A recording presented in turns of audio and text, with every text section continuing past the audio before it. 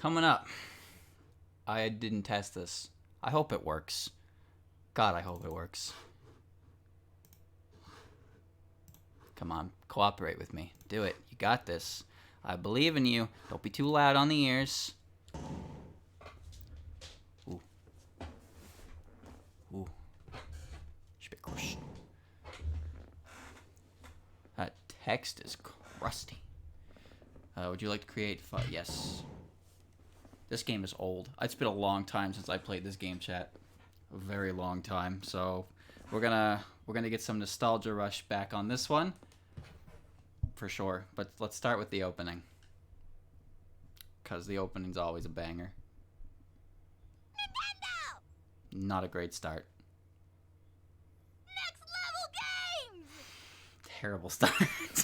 Alright, now the opening. See you in a sec.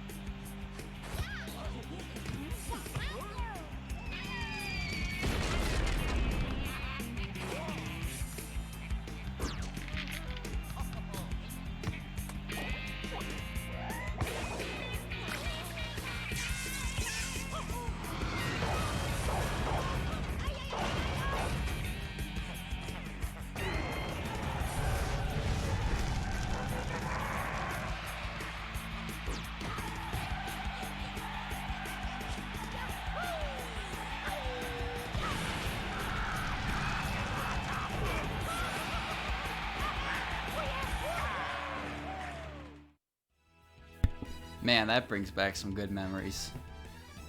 Damn. Everything you just saw in there, chat, happens in the game. The part where Yoshi fucking died to an explosion, that happens in the game. The part where Waluigi got frozen into a block of ice, that happens in the game. The part where Toad got whacked by a spiny shell. The part where Mario kicked the ball so hard it completely destroyed that Kremling. Which, by the way, yeah, this game brought back Kremlings from like Donkey Kong and to use them as goalies. It's a really weird touch because I don't know why they did that, but I'm not complaining with it. But yeah, just the goalkeepers in this game and the next game too. They're just critters, yeah. It's really weird. It's really weird, but they do their job well. So, I don't remember half of what this is. Make sure everything's good. Sound volume's good. Visual aspect ratio. I'm gonna just keep it normal. Gameplay. Cheats. Okay, grudge match I assume is just, yeah, 2 teams, 1 battle, winner takes all. So the main story of this game is the cup battles where you unlock stuff. Cup battles followed by super cup battles. That's what we're gonna do. So let's do it. Mushroom Cup. 4 teams, 3 rounds, ranked on the table. Rank first to win the cup. That's easy enough. Skill level. Legend, Superstar, Rookie, Professional, Superstar, Legend. So it's letting me pick the, So in the Super Cups, you're not allowed to go lower than Professional. So I'm gonna go with Professional. And because I don't want to do Rookie, but I also don't want to do Legend or Superstar because that's gonna be some bullshit. Match time, 5 minutes is fine. Power-ups, Super Strike, Rumble, Bowser attacks. Okay, so these are all this is the fun portion of the game right here. So power-ups are items. So when you get hit, you get items. If you're losing by a big deficit, you get better items. They're fun. Super Strike is the captain's ability to shoot. They have a special shot that they can do if they charge the ball, and if it goes in, you get 2 points for it. Rumble is Rumble, and sometimes Bowser shows up on the field and fucks everything. So yeah, if you turn all these off, you're just playing soccer, and it's kind of big. Bowser isn't playable to the next game though. So I'm gonna run with the basic setup here. 5 minutes, everything on professional difficulty. These are our characters. Mechro. Mario's uniform skills make him a reliable leader. So there's different types of characters. I don't know how well their stats actually carry over, because I don't have a stat sheet. Luigi, playmaker. Luigi baffles his opponents with daring tactics. Wario, aggressive captain. Wario will stop at absolutely nothing to win the match. Waluigi, an offensive captain. Waluigi's ego tends to be his biggest opponent. Daisy, offensive captain. Daisy's witty attitude matches her playstyle. DK, aggressive captain. DK's talents can slip up even the best players. And Peach, playmaker captain. Peach leads the masterful tactics and quick thinking. Yoshi, balance captain. Yoshi leads with a cool head and a fierce courage. And Mysterious Shadow, only the best will uncover the mystery. Who could that be? Alright, chat, who am I being? Who we doing the Mushroom Cup with? You let me know. You want to go Waluigi at first? Okay. Waluigi's own ego tends to be his biggest opponent. It's great. So yeah, you get in this game you get the choice of 4 sidekicks. I don't actually know what their like effects are, but you can't really mix and match. So basically it's all preference, and who doesn't love a little butt boy? So we're going with Toad. Are we ready? Let's go. It's Waluigi and the Toads. If anyone wants to think up of a name for this team, be my guest, and I will steal it. This game is also 4-player, if you can believe it. Because there's you can have every player on the team control a different player or a different member on the field. Because it's a smaller scale game than actual soccer. Today at Pipeline Central. Waluigi and Wieners. Wieners? What? How dare you?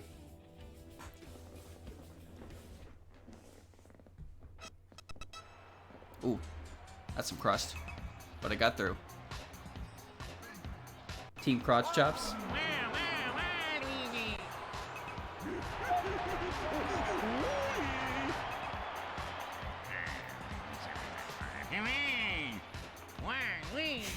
Number 0, baby. I don't know how to play this game, chat. I'll figure it out as we go. Pretty sure B button is slide. Y button's tackle. X button's items. B button's shoot. Nice. Hold L and you get a lob. Air pass. B button is, yeah. Okay, I got it. Y button to dodge. Pass. If you get an advantage pass like this, across, no good. Press the A button to change your player. Good block. That works. Damn it. Oh, I didn't get it? Alright. Alright, watch this.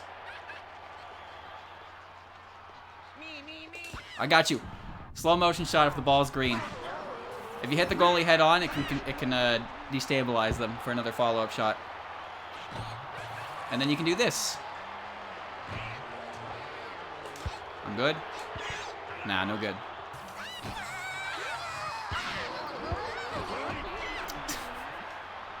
This game is a lot of fun with people. Alright, nice catch, goalie. Air ball. Sleep! You can also control the ball a little bit in the air when you shoot it. So I can kind of angle it, try and go around the goalie. Alright, watch this pass. This is pretty good, actually. Nope. Alright, watch this. Shit. I got it. Yeah, this is great. So this is a lot less chaotic than the actual, than the Wii version. The Wii version is wacky. Nice shot. Waluigi follow up. Let's try speedball. Shit. Don't mess with the goalie. The penalty zone is not where you want to be. Ah, shit. Nice block. And charged as well. When you pass the ball around, it gets a charge, so it becomes stronger. Nice. Here's the cross. Oh, no, that was so good. All right, watch this. Oh, shit. That's another thing that Bowser does. Bowser will tilt the field so the ball will roll. So far, not much of anything is happening.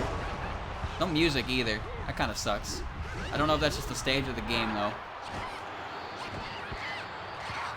Shit, you know what the time? You know what this would be time for, chat? To play the Toho Sakura OST while we play.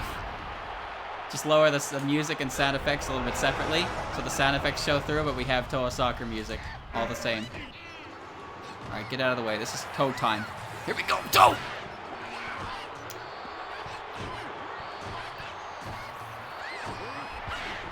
Ball. Nope. Didn't steal it. Oop.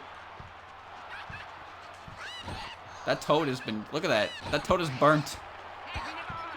Not good. Taking shots gives me items, but...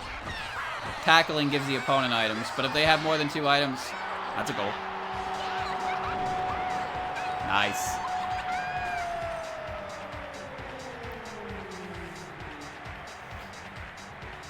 There's more variety in the sequel. Goal. Toad. Follow up. What a follow up. What a follow up. Goal. Oh, I got this. This is the easy stuff.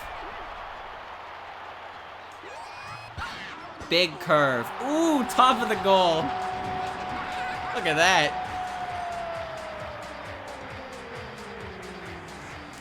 All right, it only took the better part of 4 minutes, but I got 3 goals. Let's go for another. What do you got? That's 4.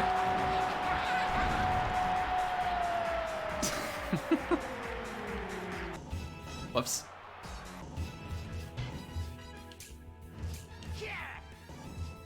Turn it all down just to 1, just a tab.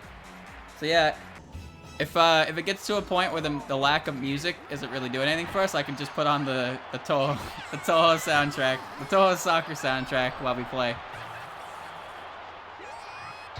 Big curve. What a follow up. Look at that. Watch this play. Waluigi was the man on the mission. He had it. Sudden domination. 5-0. Watch this. So yeah, if you slide into the ball, you get it without losing momentum. Shit.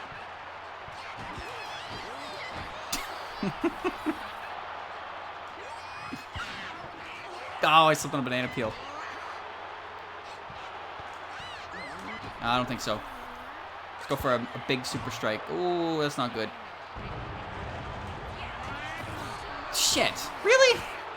Of all the times for that to rebound. Todd.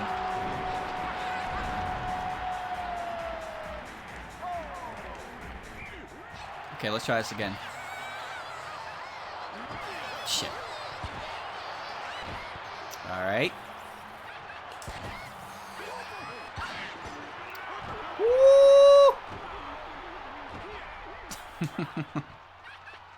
We stalling out here. Oh, I hit something in there. Here we go, game-winning play. Oh, couldn't see it. 6-0. Big clap.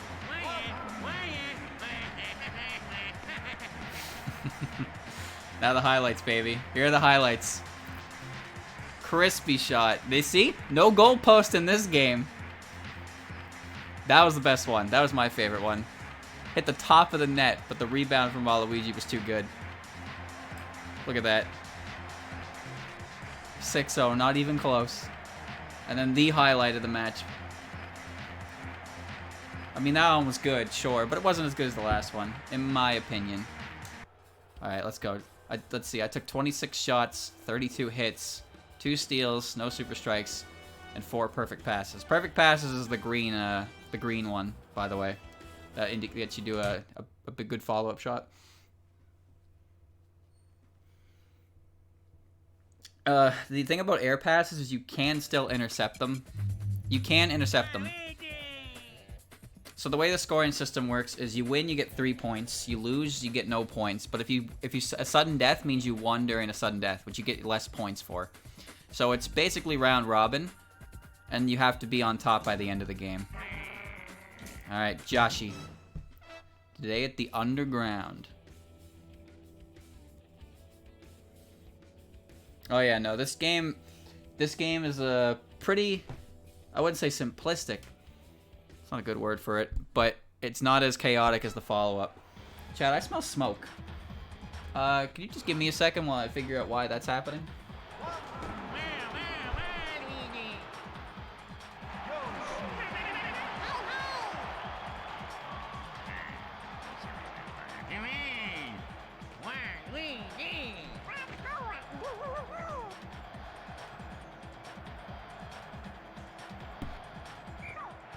It's coming from outside.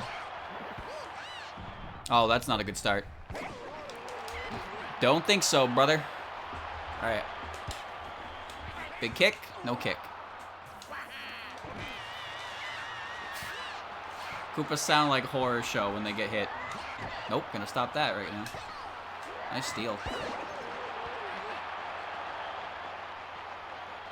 I forgot to mention, you can also do a lob shot if you hold L and kick. Like this. They're kind of awkward and they don't work very well, but they are an option. I don't know how to use them properly though.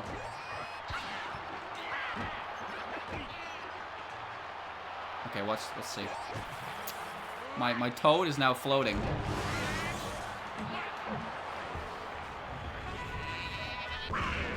Ooh, it's a stun, but it wasn't what I wanted. So that was a super strike. Depending on the character, it's easier or harder to hit them, because you have to hit the green line, but the yellow line still is pretty good. You don't need a perfect one to get it in, but if you do get a perfect one, it guarantees a go, and that's all. Big curve, follow up, no follow up. Everyone is out of commission.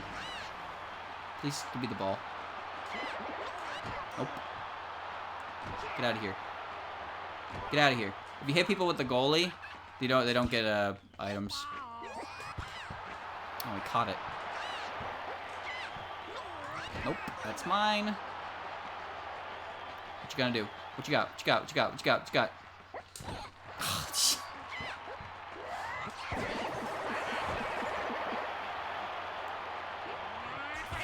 Nice kick.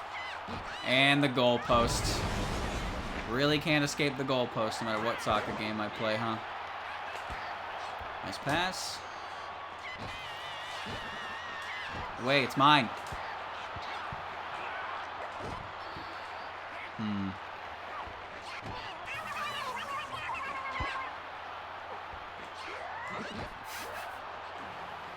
Zoom. Damn it. It's always the goalpost, no matter what. Red shells will help. Except not. Cool. Oh.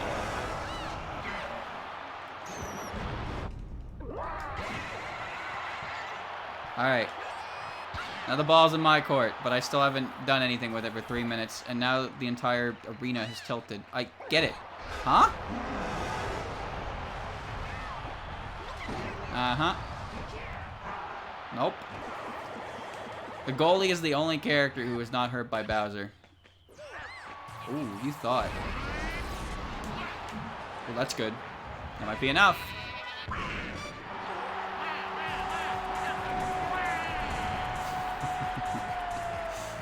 Two-point super strike goal. He did the Moko move where he just kicks off the ball with 2 feet. No cross chop though. Bro. What was that? You really didn't stop that?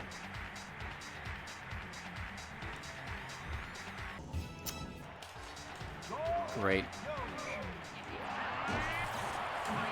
Oh, that's terrible.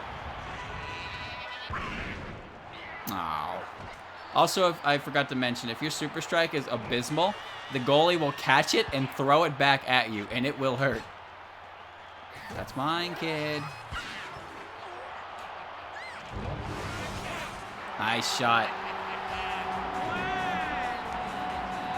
It's kind of nice that when I hit the ball...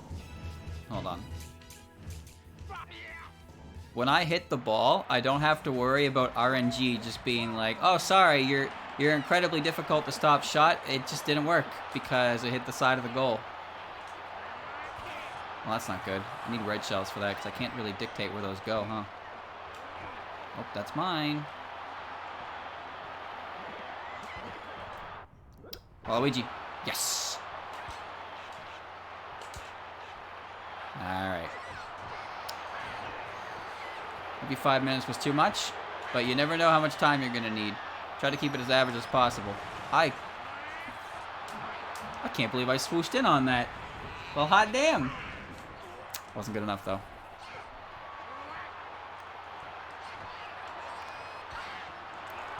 Follow up. Nice. Sometimes you can't rely on your goalie to save the ball. Sometimes you gotta rely on your own body. Are you able to throw yourself in front of the soccer ball coming at 90 miles an hour if it means preventing a single goal? Ooh, we didn't see that coming. What a play. Except I didn't get the ball, so it's not really great.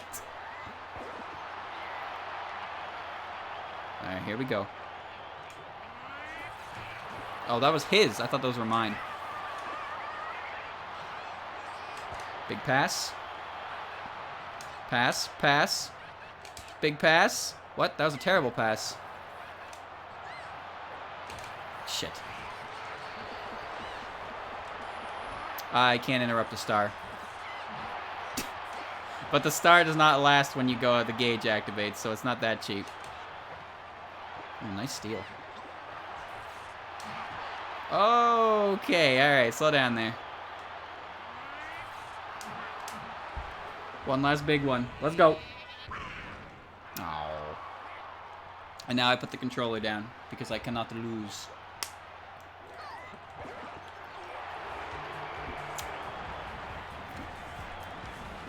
(4-1). I don't know how I dropped that goal. The goal that I dropped there was like pitifully bad. Like they passed the ball and then Yoshi followed up and then just took a normal shot. Not even a charge, just a regular shot. That was sick because that pretty much hugged the top of the net. And then this one, of course. Just love the way that he looks when he does it. Ah, shit. Alright. Nice. Very good. I mean, the goalkeeper is pretty random, yeah. They're still random, but it's not like Toho Soccer where everything is an RNG menu and you can't see what's going on until it goes. Like you can, I do know that if you take a shot from the side of the field, it's likely to hit the goalpost. But that doesn't mean that a shot that is perfectly in the goal will not still hit the fucking goalpost for some reason. Seriously, why does it do that? He's got very red birdos. It's Todd Town out here.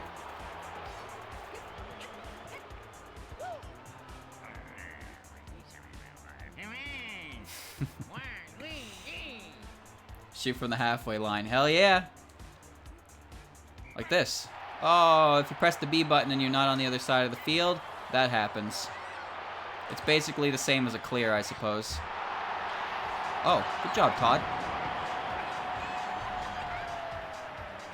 Alright. 8 seconds. The Bups are back in town. Look at that. How did I get through? That was incredible. Ooh, ooh, ooh, ooh. Oh, you didn't get the same effect, Mario. Imagine playing soccer where you can just tackle people. And if you tackle them into the wall, they get electrocuted. Now that would be some soccer. Oh. I don't know what the design philosophy for this game was, but it's pretty intense. Nope, that's my ball. Ooh. Ooh, nice shot.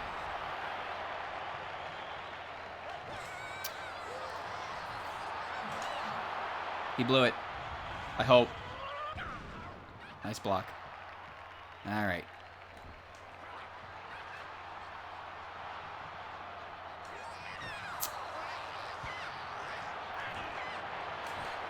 I can't tell who in the AI has control of the ball. Whoa, that was close. I got goal posted. Big curve. Yeah. Toad's got some power. Waluigi's sidekicks? No, that's Todd. That's Todd number 1. I can't distinguish the Todds. What the hell was that? Excuse me? Okay, watch this. Look at this. Did you see that? We ran into her and we pushed her and she got closer to the goal as a result. Please just give me the ball. Yes. Almost. And that's a return shot. And it was blocked. Can't do crosses in this game, it seems. Not with the goalkeeper there.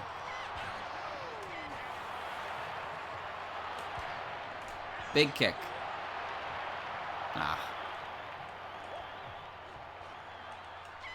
Ooh, nice steal. Get the ball out of here. Never mind. That was a lob shot there. No success. That got intercepted by a slide tackle. Okay, here we go. Watch this play. We're going to air pass to Waluigi. Waluigi's going to fake out. And the kick. And no good. No good. I need that. If I get that to Waluigi. Ooh! Todd! Shit.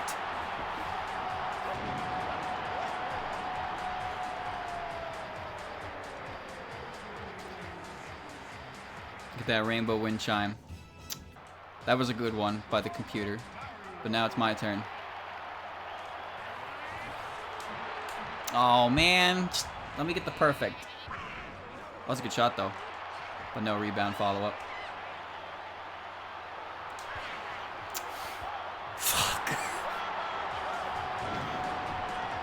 The final foul when one player used rocket boosters on the shoe to bash you. I mean, there are no fouls in this game.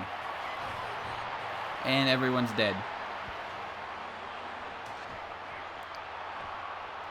I'm losing.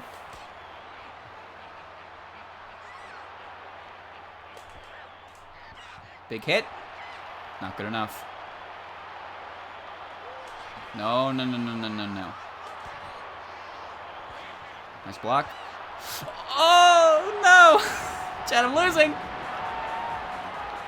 I got it this time. Oh, wrong button.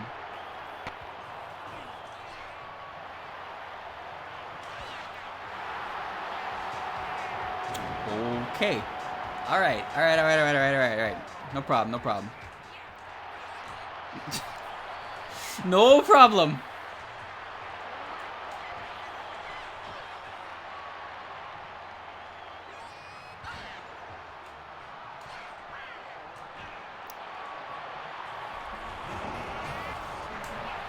Perfect.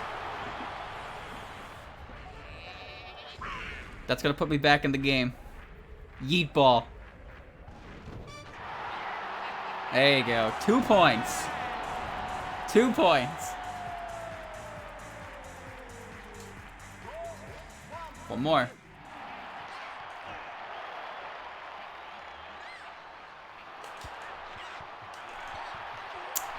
Shit.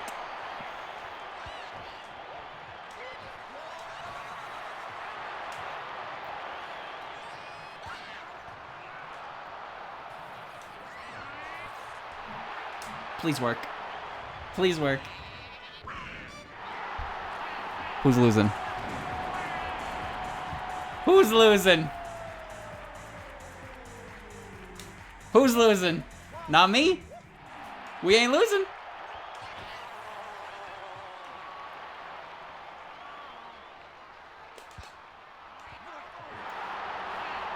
Who losing, chat?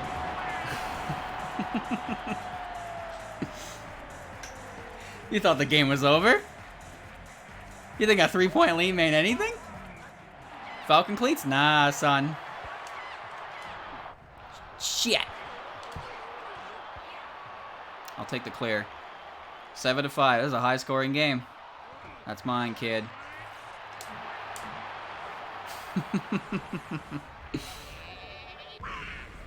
Whoa! Now, if I have player input, it's Toho Soccer. I'm just saying. I'm just saying things will go pretty good. And just like that.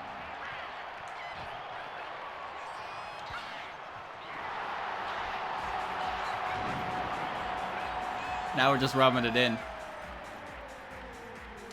Doesn't the sequel make you do an 8-goal comeback in 1 minute? Yes, actually. That is correct. With the AI set to the highest difficulty. And I did it. It's Diddy Kong's challenge. You have to, I don't think it's 1 minute. I don't think it's a 1 minute one, but you do need to make a 7-goal comeback. It's called Lucky 7.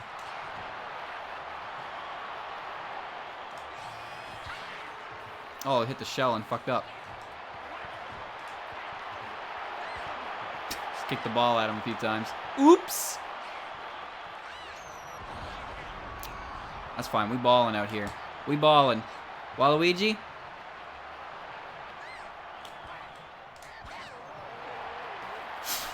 Get the ball! Get the ball! Oh! That would have been sick. That is probably one of the hardest challenges in the game. It's very difficult to do. The only reason you can do it is because the level you get lowers the amount of players, so you have to go for a lot of big shots. You really got to try go for Mega Strikes as Diddy Kong, and you need perfect ones, because the AI is not going to let any more than like 3 of them at most through. Alright, well, I was losing by 3 points, and then I won by 5. How much control do you have over teammates' stats? For the most part, it seems the only thing that actually matters for the characters is the captains have, depending on what playstyle they are, how their Super Striker goal works. So you see, when Waluigi does it, he has a big yellow border and a small green one. The characters like Wario have a bigger green one, but they have a much smaller yellow one. And it determines the strength of your shot. Get it perfect and they're all the same, though. They always will go in. But sidekicks are pretty much just whoever your preference is. Characters got a lot more stats and stuff to them in the later game. So this, even though this is pretty wacky, it's overall, the characters overall are quite balanced. Whose turn is next? You decide. Let's go to the next one. I'm the winner, because I'm the best. Waluigi Professional plays first. 3 wins, 0 losses. Conga Coliseum is now available in Stadium Select. The Flower Cup is now available in Cup Battles. Milestone progress, games played, goals scored, Super Strikes, perfect passes, total hits. I'm pretty sure a perfect pass is a green. I'm pretty sure. I think that's the one trophy I never got a gold of.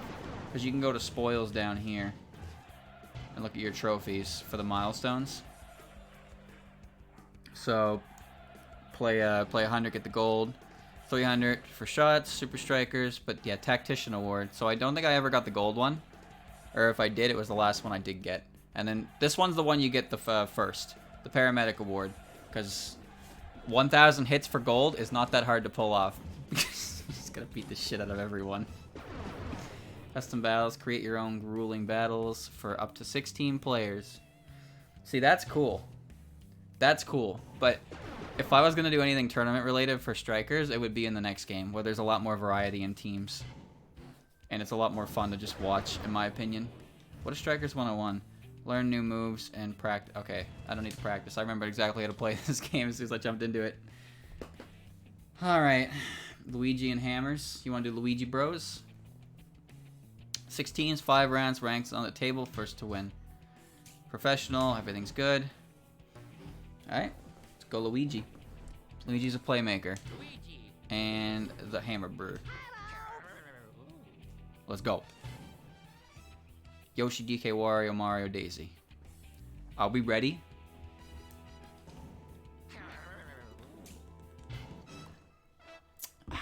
Well, there's Daisy. This game brings back a lot of good memories. It's a fun game. But as I said before, once you play Charged and compare the two, it's just like you can tell which one is a lot more fun. This one is a lot more balanced, though, I will say. But when I'm playing Mario Soccer, I'm looking for goofy shit.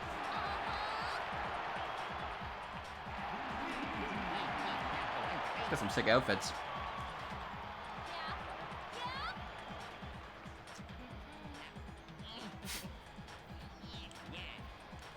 You will never ever get the princesses being this sassy ever again, though. Remember that.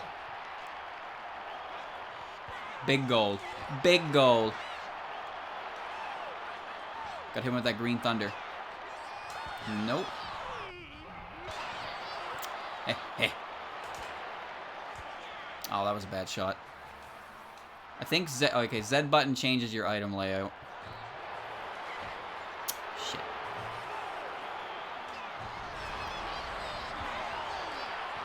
What the hell? Alright, watch this. Oh, shit. Maybe don't watch.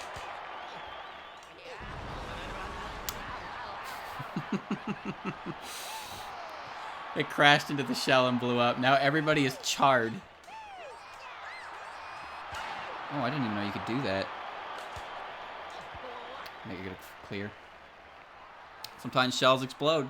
Well, they threw a bomb at it too, so something was gonna blow up no matter what. That's mine, kid.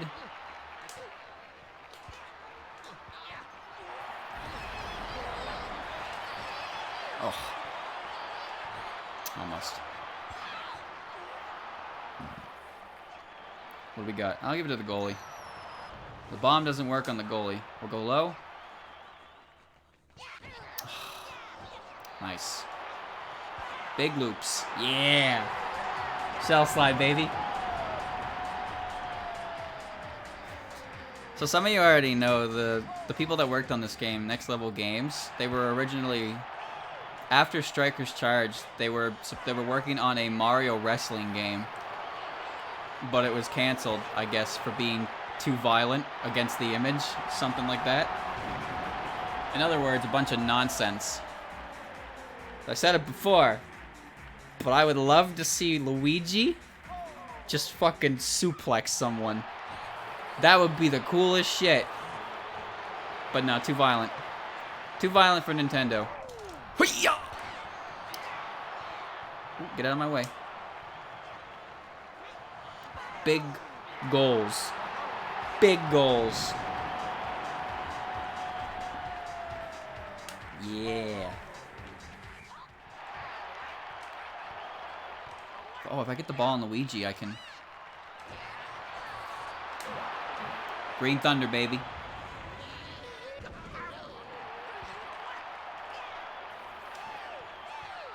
I fucking love the Hammer Bro noises. Oh, no. There's no players left. Everybody got ran by a chain chomp. The goalie can only hold the ball for so long, and if there's no players to pass it to, he'll just lob it. Well, that's embarrassing. Ooh, big kicks. Oops. Oops. Oops. Oh, I forgot that if you hold R, you can run with the ball, but it makes it easier to intercept. You can intercept the ball without actually pressing a button on someone who's running. Dash, dash, dash. Nice kicks. Hello? That was my goal. She self-scored. She had to have. Big. Oh, my own player got in the way. Shit. There goes the shutout. Actually, that's another one of those challenges that's really difficult, is Bowser's Challenge. Bowser's Challenge requires you to win with a shutout. And a shutout, as I'm sure you've gathered, is winning a match without the opponent scoring at all. So that one's annoying because you have to go the entire match and not let them score a single goal. But sometimes you can't exactly, like, you can't do much about that. It's gonna happen. See, the AI does this thing where they charge a shot and then they stop charging a shot to do a whatever the hell that is. But because of the layout being B to shoot and Y to do that, it's not really convenient for me to do it. Also, I got the goalpost, but it went into the net. That's something that doesn't happen in Touhou Soccer. If you get the goalpost, it bounces off of it. But the ball should bounce off the goalpost into the goal sometimes. I'm just saying.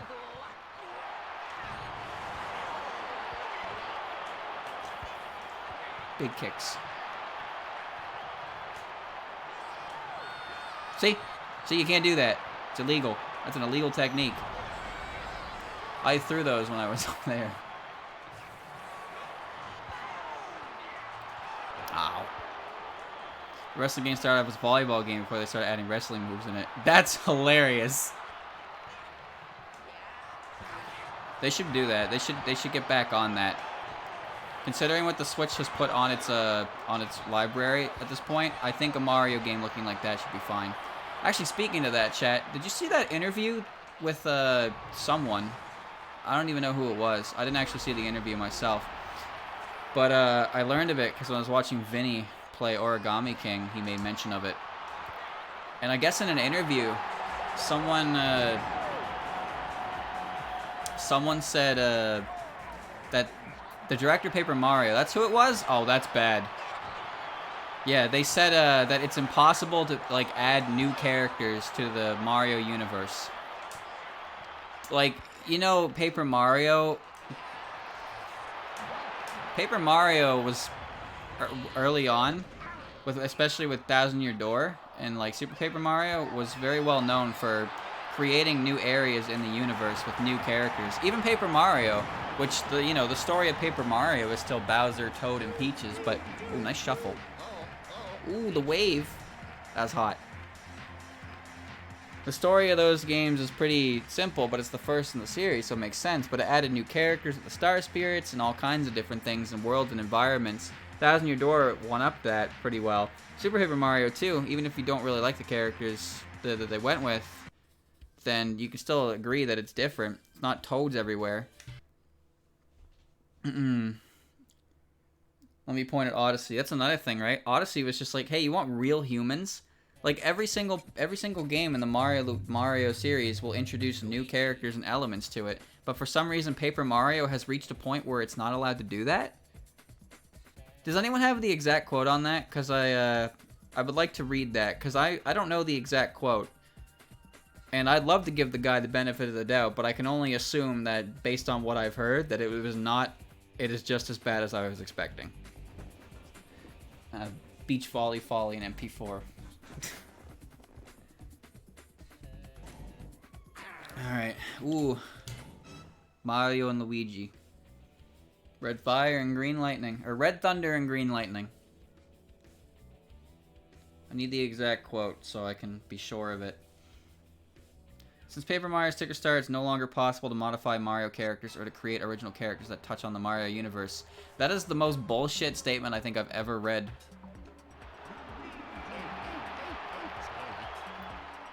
Oh, it's the same team too with the Birdos. That's so wrong though.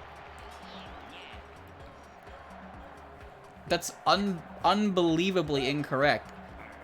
Every single game that comes out introduces new aspects in the Mario universe. To say that the Mario universe has become so refined that you can no longer add characters to it, that's just lazy. There's got to be more to it than that, but they're obviously not going to make a real statement on it, and that's what they're going with. That has got to be the worst excuse I've ever heard, though. 6 games into Paper Mario, and now you're telling us that since the 4th one, new original characters can't be added. What about when Pauline came back? What about when all those weird-ass humans showed up? What about the Yeti people in Odyssey? What about literally every single new NPC that was created for Odyssey? What about them? Or are you telling me that they already existed in the world of Mario prior, and now you're just giving them limelight? Oh, no! Almost forced. Since Paper Mario Sticker Star no longer... Hold on. Chill out for a second. No longer possible to modify Mario characters to create original characters touching the Mario universe. That means that if we aren't using Mario characters for bosses, we need to create original characters with designs that don't involve the Mario universe at all, like we've done with Ollie and the stationary bosses. Whether a character becomes an all-time hit or not isn't up to us, the development side. I fucked up and went to the wrong side of the field. I think it's more the case that characters that fans truly naturally end up accept naturally end up that way. I hope the original Origami siblings of Paper Mario are able to stay in players' memories, even though they do only end up appearing in this title. What a fat load.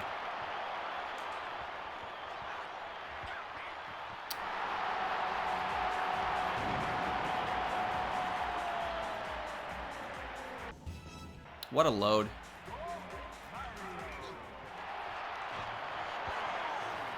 So basically what he's saying there, let me see if I can dissect this. You cannot make new original characters to the story, because if you do, they don't involve the Mario universe at all. But how do you explain every other character who gets added to the Mario universe? Is there some kind of rule that they have to make sense? Not really. I believe that characters that are liked naturally, not because they're different, but just because they're liked. What the fuck does that even mean? And then I hope you like the original characters we made. We're not making any other ones. I don't understand that statement. I'm confused. Am I missing something here?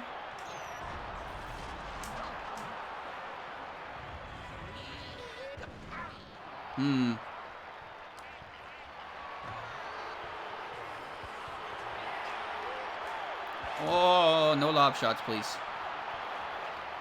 I don't know. I want to believe that I'm missing something, but as far as I can see in that quote, it's just like, no, we don't want to make new things because they don't make sense. That said, I hope you like the new characters that we made.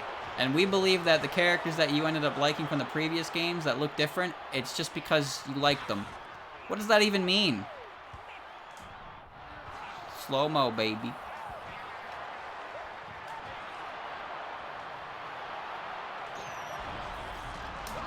I need a shot to get back in the game. No Goombellas, no Yoshis. Those are all unique, interesting characters that give personality and twists to existing things. But you want to tell me Hooktail was a character? Hooktail is a character? The entire X-Naut fiasco?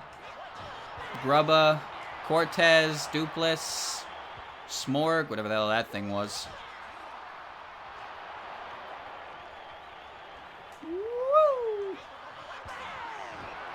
I want a goal here. Oh, that's not good. I need Luigi. Fawful. Cackletta. Well, that's Mario Luigi. That's the series that turned Paper Mario into what it was, basically. Because Miyamoto. Give me that. Do not touch my ball! Oh, God.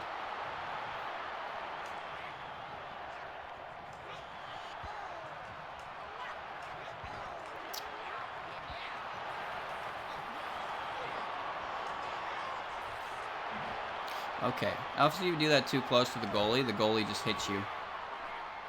I'm gonna lose because I need a... Oh shit. Yeah, now I'm really gonna lose. Getting too big? Well, they haven't... No. The confusing part is why they had such a tonal shift between 3 and 4. 3 was a bit awkward, but it was still a good game. It wasn't Paper Mario and like with the RPG elements, but it was still Paper Mario. That needs to go in, please. Nice. The main issue that I'm taking here is the lie that they're trying to sell, that they can't make characters new to the Mario universe, because that's bullshit. Oh, wow, he lost his items at least. I need a miracle here, or a sudden death. Shit, that's not good.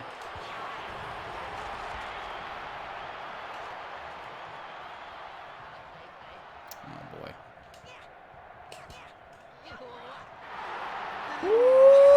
Hold on. You know Paper Mario is called in Japanese? Isn't it Mario RPG 2 or something? So that's what Paper Mario started as a sequel to Mario RPG. That's why so many of the elements in that game aren't really paper, except for the characters themselves. Please don't touch my ball.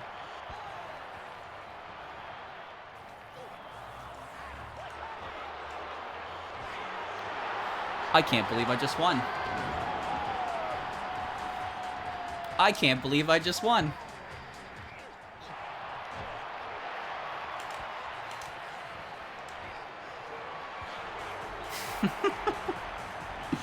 Powerful. Mario Story. Right, you're right. You're right. Yeah, came back from behind on that one. You know, Super Paper Mario is a good game. I agree to that. I think Super Paper Mario is a fantastic game. It's just, it doesn't have the same battle system. See, that's the thing. It doesn't have the same battle system as Paper Mario and TTYD did, but it was still a solid game. But then they just did what they did in Sticker Star, and then so on and so forth. I don't even dislike Origami King. I don't know much about it. I'm watching Vinny play it, but I'm enjoying what I'm seeing, at the very least.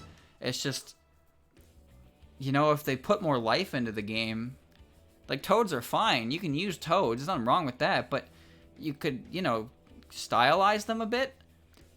Like, even the generic Toads in, like, Thousand Year Door, they had, like, in Paper Mario, they had, like, hair accessories, piercings, attitudes. Like, they were their own characters. It wasn't just Toad, you know? But in Origami King, it pretty much is just Toad. Oh, shit. I didn't mean to use that mushroom. Like, the dialogue is still there. It has great, like, witty dialogue that I think would just be 100% accelerated with more characters.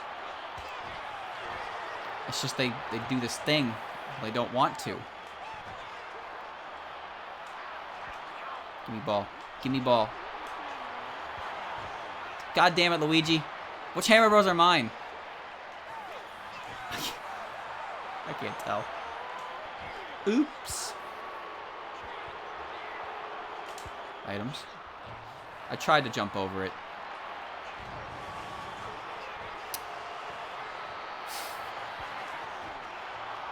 Worth a try. Alright. Let's go for a long shot. Here comes the cross. Oh. That was foolish, my friend. I know what America's doing. Miyamoto's fault for the most part, I guess. So I'm pretty sure we know that Miyamoto's the reason Sticker Star was what it was. Why do they all have to be Toads? They don't all have to be Toads. You can make characters that people will like. I believe people will like characters naturally. That's great. How do I distinguish Toad 1 from Toad 2? Huh? How do I do that? You know what makes characters stand out from generic mooks is one little accessory. You know what Goombario was? Goombario was a Goomba with a hat. But if I said, do you know who Goombario is? Odds are you could tell me. It's the Goomba with the hat, not just a Goomba with a hat. Who's Kooper? He's a Koopa with a blue shell. That's all it is. That's all it needed to be. Bombette, a Bomb-Omb that's pink. Luigi, why did you get in the way of that again?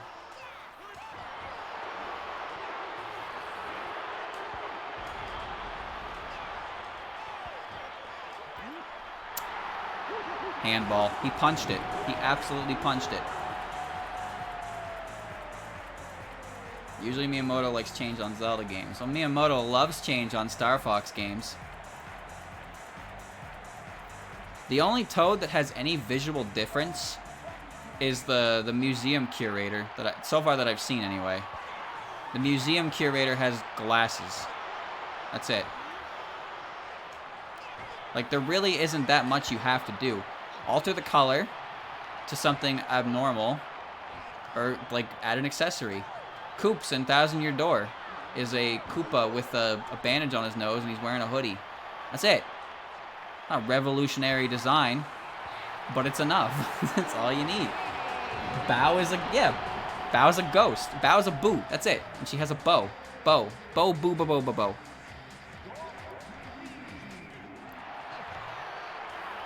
I don't know, man. We all have our opinions. How do I think it's difficult to satisfy certain fans with adventure game direction if they think Paper Mario games are simply being RPGs? I hope that everyone will play this game with an open mind. But it is an RPG. What? It's difficult to satisfy certain fans with an adventure game's direction if they think of it as an RPG. You know, the 6th entry in the Mario RPG series. Okay. That's a interesting quote. I'm not sure I agree with that one either. You can try new things, but you should still stick to the core elements of what the game direction is, especially when you're using...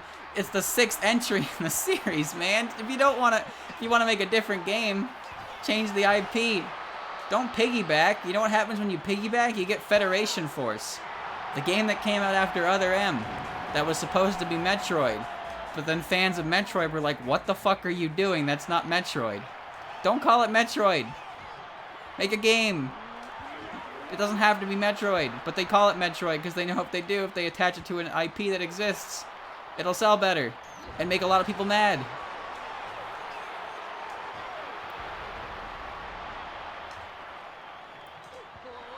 Oh. Ooh, this is a good shot. If only the Hammer Bro AI would, like, get the ball. That's mine, kid. It is impossible. Come on. Sleep! Ooh, that's mine, son. Worth a try.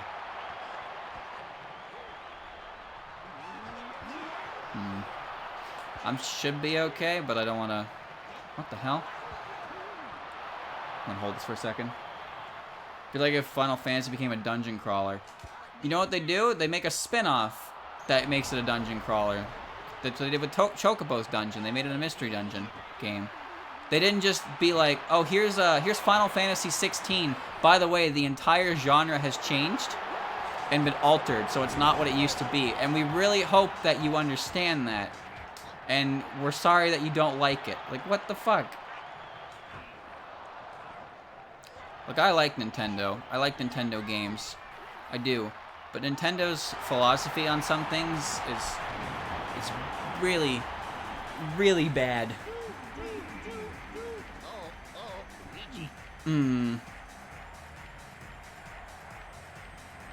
They consider Paper Mario as adventure games. That's why TYD is specifically Paper Mario RPG. Well, the thing is, there was actual Mario RPG games. There were Super Mario RPG, the actual one, and then there was the Mario and Luigi series, which unfortunately seems like is on a hiatus because the company behind them is bankrupt. It's not good. So I'm not sure if we're gonna see a sequel in there, or if we do, it'll be picked up by a whole new developer, and that'll be interesting.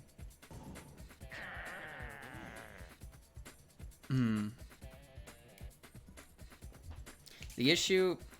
No, you don't see the issue with the gameplay for the most part. It's not as good as TYD, but it's not bad. The lack of character in the game or varied companions is the biggest flaw in the new games. Yes. However, one aspect about the gameplay elements is the lack of RPG elements. That's one of the big issues. Again, I don't know what it's like in the late game at all. Maybe it's more difficult. The puzzle solving aspect is neat, but the RPG format of it is kind of, I guess, like there's not really any incentive to do fights outside of because there's a toad you need to rescue or something like that.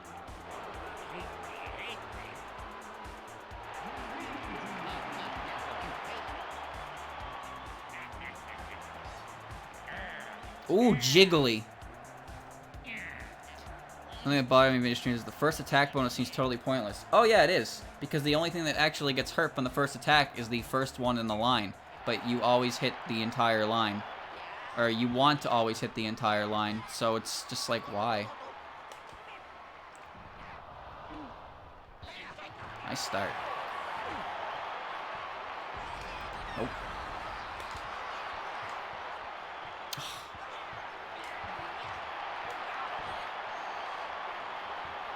No.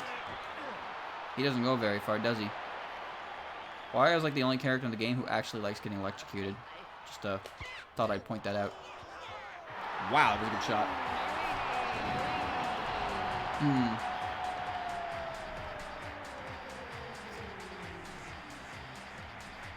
So when surveyed, Japanese audience apparently gave 0 shits about the plot of these games. What? Hold on. Well, Tanabe, regarding the story, we did a survey on our Super Mario games at Club Nintendo. 91% said the story was interesting. A lot of people said the flip move and switching between 3D and 2D dimensions was fun. Really? Why? I don't get it. The story of Paper Mario is one of the most interesting parts, especially in Super Paper Mario. I think that's one of Super Paper Mario's strongest points, is the story.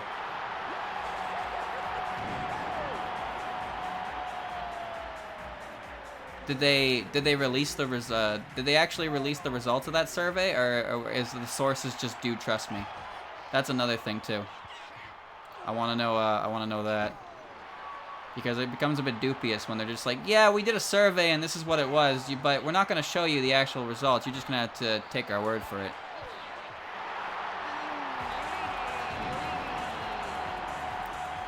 Trust me on that. That's the source. That's not good. That is not good. I don't like it.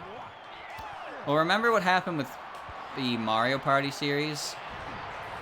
Shit. The Mario Party series, I don't remember where the quote was, but basically, the idea behind Paper Mario 9, and then as followed Mario Party 10, was the fact that casuals, quite literally casuals, ruined Mario Party. Because people weren't paying attention during a game. So their solution for that, was to make everyone move at the same time, so you don't have to pay that hard attention. Which is just like, huh?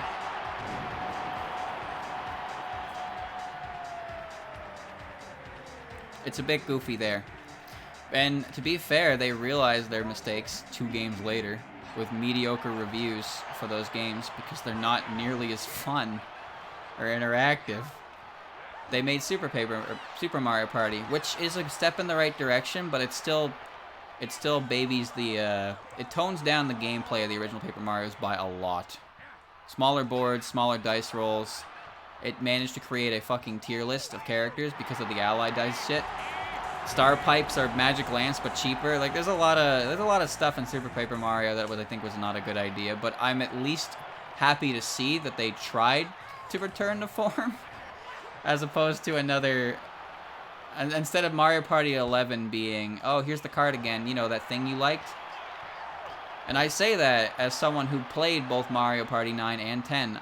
We gave them a try. I played them with the brothers, and we just found that it wasn't very fun because what you did on your turn impacted how they did their turn. So they had no real control over what was happening. They had to go the entire length of the board and just hope that when they were hitting the dice block, they were the one running into the good stuff. That's it. The mini-games were pretty fun. I thought the mini-games were good. But just the gameplay aspect of the boards was pretty weak. Alright, good night, Red. I appreciate people just talking about it and being civil, because obviously my opinions are just that, my opinions. You don't have to agree. You don't have to disagree. But getting perspective from other people helps, as long as it doesn't turn into a shouting match. No, you're wrong. Why am I wrong? You're just wrong. I never said my opinions were correct. And as I'll say again, I think Origami King is... So far, Origami King is pretty cool. I just do not like this interview aspect that says they cannot have original characters for some reason. I don't like that interview bit at all. How did you not stop that, goalie? Come on. Not much else to discuss. Anyway, this game's fun, but the gameplay can be a bit static sometimes with all at the same time going on. That's another thing about RPGs, is RPGs are a time sink because there's big story. Do you really think people are playing an RPG because they like grinding for 70 hours to beat up a big boss man? When you play a game for 70 hours, it's because you're invested in the characters enough to do so. There's got to be story to keep you into it. Otherwise, you're just doing the same thing over and over again. Oh, that was a fantastic pass. The goalie had a really good follow-up. See you later, bitch. Perfect pass. Oh, yeah.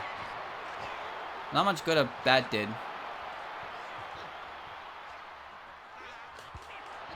Nice shot. Even if it didn't work, I'm proud of it.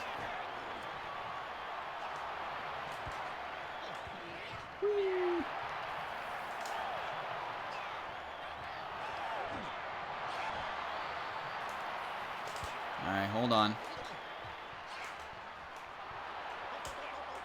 That's a great pass. Waboom. Spy is grinding. I love the EXP share. I don't have any issue with the new EXP share in Sword and Shield. I think it's a good idea. My only issue with that lies at the fact that you cannot turn it off. That is the problem with that item. Is it's something that you cannot turn off. You are forced to use. In it itself is not a bad idea. It's the restriction. It's the restrictive nature of it that bothers me. Not everybody wants that, but the game's like, no, you have to.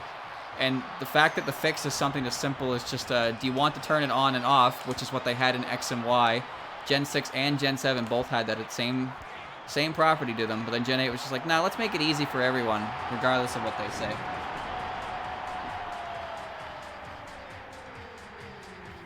Gotta play soccer, baby. It's basically not saying they can't create characters, saying they can't alter the universe status quo, can't create stuff like Next Rosalina. Any character they can create never leave their game unless are doomed to irrelevancy. It's still stupid, but not quite as stupid. Okay, that explanation does help. Explanation does indeed help, but you're not wrong to say the Paper Mario universe is self-contained, but I still think it's silly to just not even attempt to make any notable character in a game because they won't be the next big thing.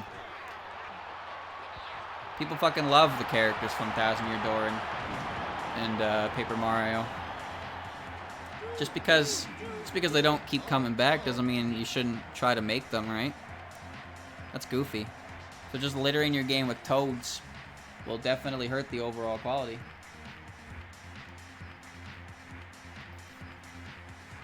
Ah. 8-3, baby. You don't even need the XP. Well, the thing about Sun and Moon is all the difficulty of battles comes from the fucking wild Pokemon. They're all, every time you go into the wild Pokemon are higher level than you, but you're over level compared to the trainers and gym leaders. Not to mention you can just Dynamax in a gym battle and win because it's a ridiculously overpowered mechanic.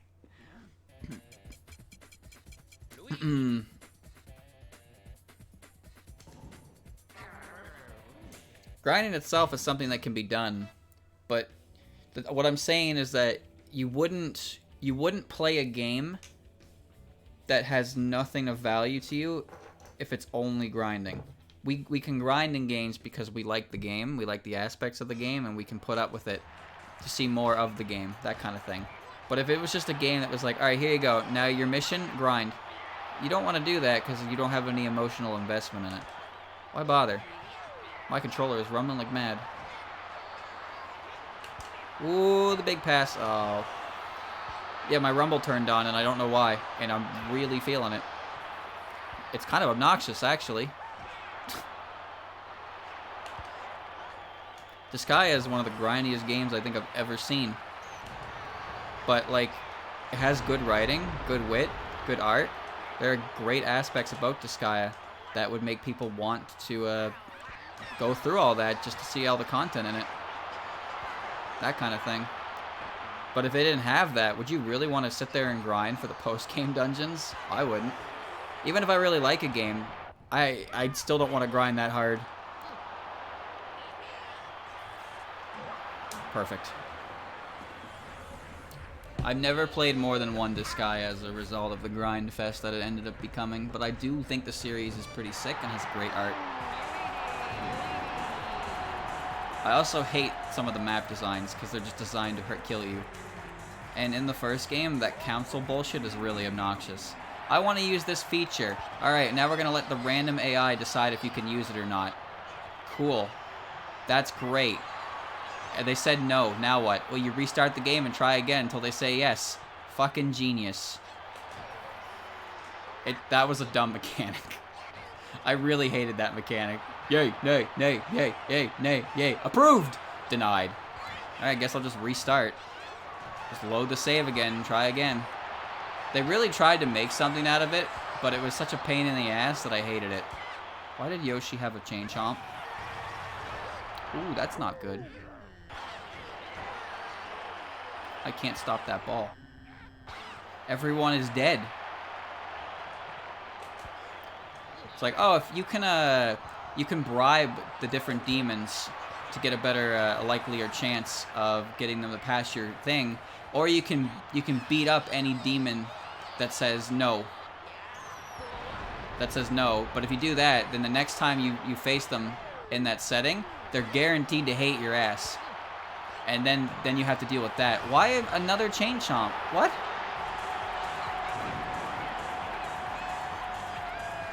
You can only beat the post game with stupid high levels. I know. I know. You have to go to the item world, that sort of King's item, and go through like a million fucking floors. I just goalposted my way through that. I did not like the council, because the council I don't think was done well. It had options to it that I thought were neat, but the fact that I could just restart my save file and try again and then not suffer any penalty was like, at this point it's just like, why bother? There's no real point to it.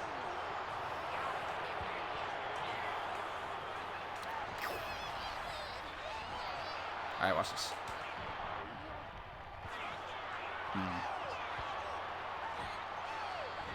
Get the ball. It's like floating on our heads. Get the ball. My dude was just standing there. Oh, boy.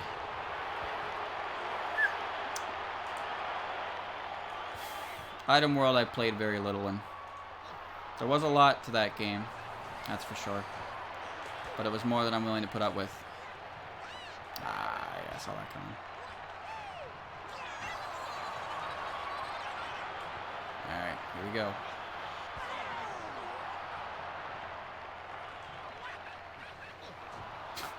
One single shell. Uh-oh. Oh, he blew it. Alright. Alright. Your stats are high, but they have no equipment, so you take on some really high level. In the item world or the council? Because I don't think the council had equipment, but they did vary in strength. So if you were denied by a really strong demon, you were just like, well, fuck, time to reload. It was silly. I just didn't like it personally because all it amounted to me was restarting until they said yes. It would have been fine, I think, if it was like if the content that it covered wasn't like important,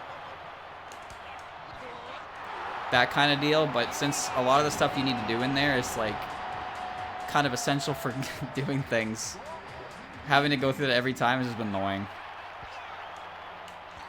Ooh, nice. All right, running with the ball. Here we go. I jumped over that.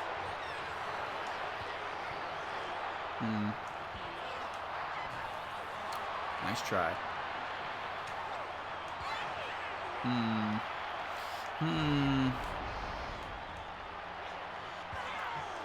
Big curve follow-up, nothing. Red shells. Mush boy. Spiny shells are dangerous, so they don't break. Perfect pass. Perfect shot.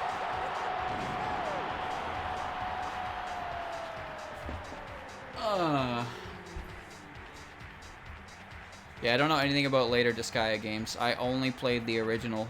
And it was the PSP version. It was good. I had fun with it.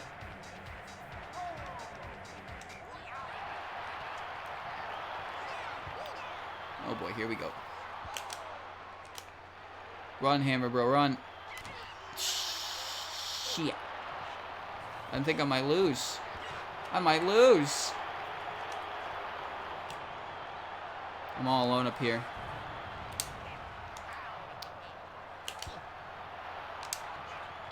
Why did you pass it to Yoshi? He's not on your team, dude. What the hell was that shot? It's terrible. No, it's a long, grindy game. Look at that. Look at that trophy, chat. It's beautiful. It's amazing. RPGs are such a time sink, though, just because, well, they are. That's why you can only play so many of them at a time. People talk about a bunch of different kinds of RPGs that they've played throughout their lives that I've never heard of. Like, oh, you should try it sometime. Like, yeah, let me just find 60 to 70 hours of my life to put aside to play an RPG. It's not an easy request to make, you know. Luigi. I played against every one of those guys. I'm the best. Yeah, Luigi wins. Crater Field is now available. Star Cup now available. Games played, goals scored, super strikes, perfect passes. 17 perfect passes. Wow. It's easy to keep up with RPGs in college. It's easy to keep up with RPGs when you're not an adult in any capacity, honestly. Because you don't have anything else to do with your time. So you just do that, play video games. But to time sync into an RPG at this time, you need a vacation. You just need a vacation. Star Cup is 8 teams, 7 rounds. Okay, we can end it on this one. Let's do it.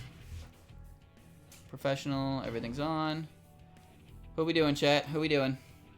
We've been Waluigi. We've been Luigi. Who's next?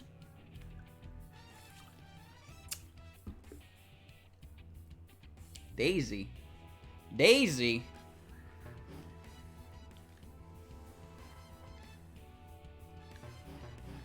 She's offensive like Waluigi. Who we using? Who we using, chat? Can we use Todd's again? I like Todd's. Oh, I want to use the Todd's. Can I use Todd? Cooper? We're gonna be the field of Coopers? I can get behind that. Let's do it. Everyone is here. Daisy versus Mario.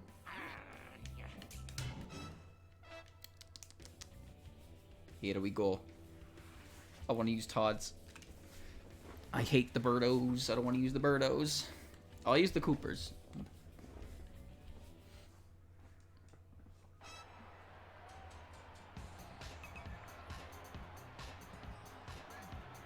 Where is this place in the Mario lore?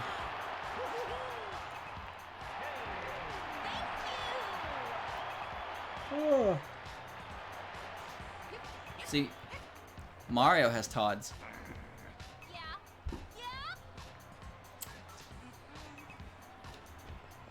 Alright. Game time. Excellent start.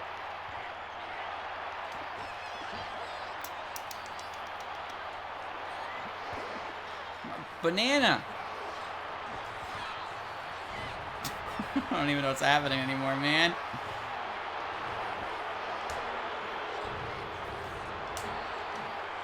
Does it work?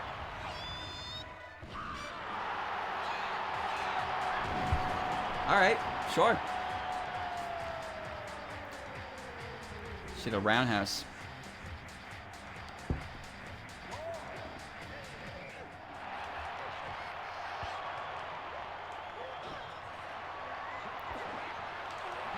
Oh, that was mine. That was going in.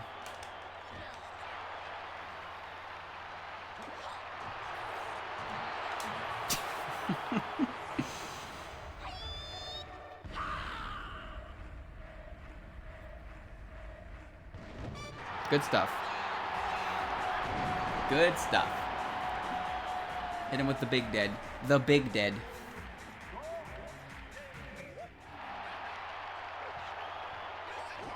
Here's the thing about video games. I like a lot of older games now, I find. I don't really know what qualifies as AAA, but I just assume it's anything that's made for a home console that costs $60 or $70 or $80 or whatever the fuck it costs nowadays. It's been a while since I've actually bought one. Because the most popular genre on the block is shooter, and I don't really care much for shooters. No, you don't, Todd. Oh, I played myself. You know what's going on. That toe was ready for that. I gotta respect it. Okay, let's see. And swish, swish. Oh, there's Bowser again.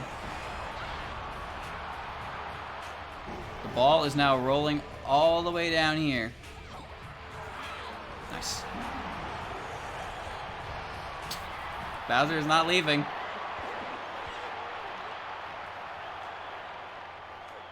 Yeah.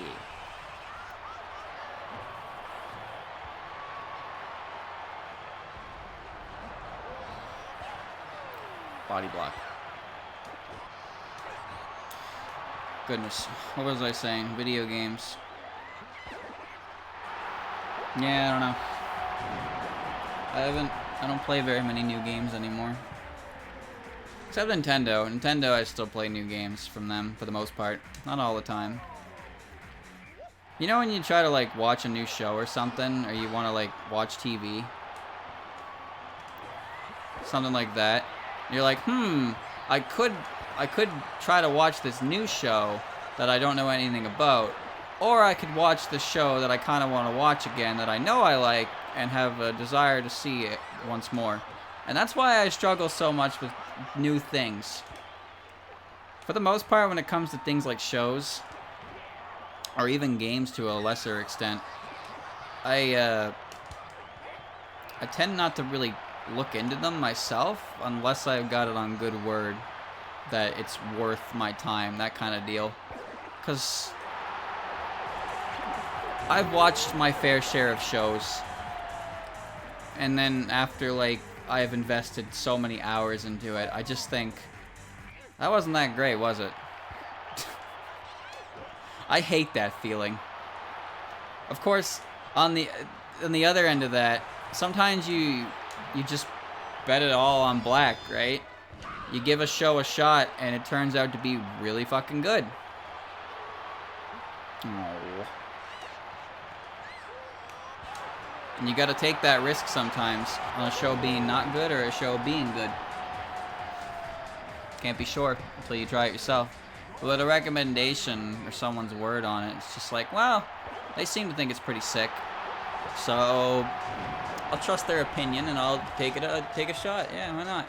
That's what happened to me in Jobos. Jobos was a show I was just like, yeah, whatever. Sure, it's neat, I guess. But like, a friend of mine really liked it. Another friend of mine really liked it. And I was like, you know what? Fuck it. I'll just watch it.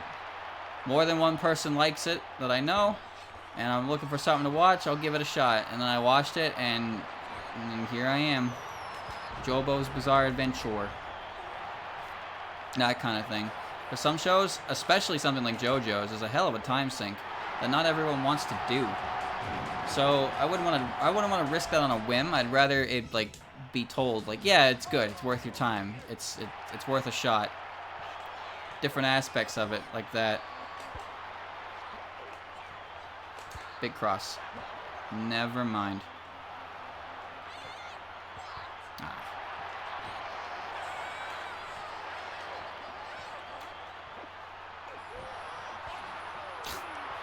You an invincible.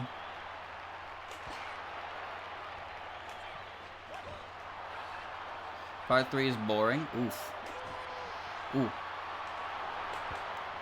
Part 3 just goes on for too long because it's 2 seasons of 26 episodes. That's an issue with Part 3. But I like Part 3.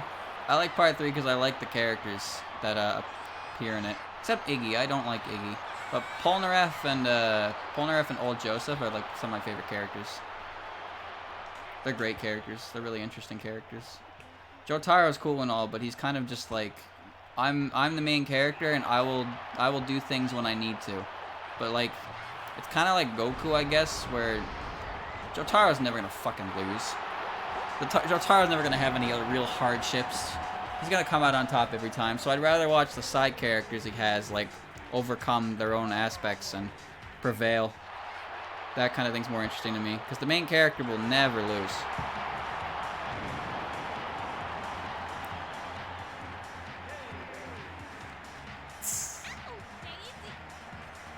That's too spicy for Nintendo. I can't believe they got away with that in this game.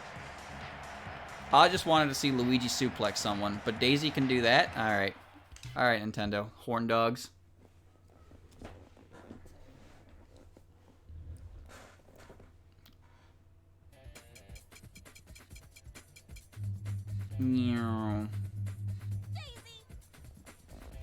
Oh, my back. Waluigi time. Alright, I can handle that. No problem, no problem. Well, Jotaro's great because he's so no-nonsense, I'm gonna beat the shit out of you kind of character who's entertaining to watch. But, like, as far as like, anything else goes, he's pretty overpowered. But it's fine if your main character is overpowered, if you have a strong lineup of supporting characters. Look at One Punch Man, for example.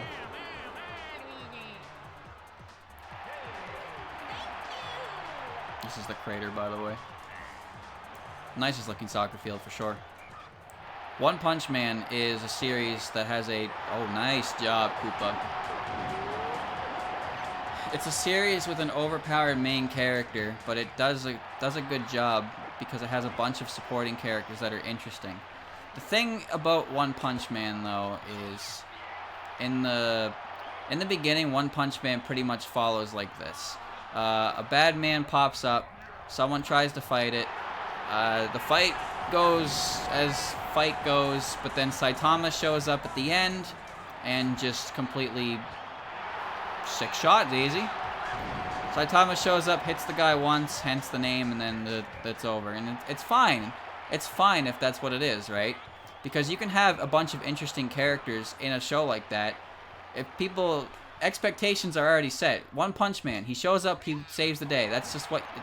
I expect that. I'm not going to be surprised if that happens. And it's going to happen. Okay. It's going to happen a lot. But the thing that happened in Season 2 of One Punch Man, I know this because I was reading the manga back when Season 1, like, finished, was they kind of shifted the focus into a real story where Saitama kind of just stopped showing up because Saitama wrecks the whole pacing of the entire game, or not game, but series. Because like when Saitama shows up, it's just like, well, alright, we know what's going to happen, he's going to win, he's not going to lose, yada yada yada, you know how it works. So when you try to build a plot, drama, that kind of thing, tension, with a villain in a universe where we know a character exists that can just take him out like that, it doesn't have the same impact. So I didn't watch Season 2, and I didn't catch up to where Season 2 goes to with the manga itself. But from what I understand, it seems Saitama kind of takes a back seat in Season 2 in favor of other characters, which is fine, but foregoing the whole premise of the show with the overpowered main character, I don't know. I don't know what Mob Psycho did, because Mob Psycho is another one that's made by the same creator, actually, with overpowered main character. But what I liked about that Mob Psycho is the main character, Mob, he's a character with ridiculous abilities, like unfair bullshit abilities. But he, as a character, doesn't like relying on them, because he'd rather rely on his own strengths as a person to overcome things instead of his cheat abilities. So he actually has a reason to not want to use his cheat abilities, but he still does have his cheat abilities. Now, I haven't seen Season 2 of Mob Psycho, so I don't know how it is. But I did very much enjoy how they handled the character in season 1. Very much so. I think it was well done. And again, obviously he's overpowered as shit, so if his powers ever come to light or show up, the battle was won. So that's what I enjoy watching about them. So I just think that One Punch Man is, I don't know if I wouldn't say lost sight of that, but I guess what I'm saying is One Punch Man season 1 was what I signed up for, and One Punch Man season 2 is a bit different. Is it bad? I don't know. You tell me. I didn't watch it. I just read a bit of the manga. And again, as I said, it doesn't cover up to that point.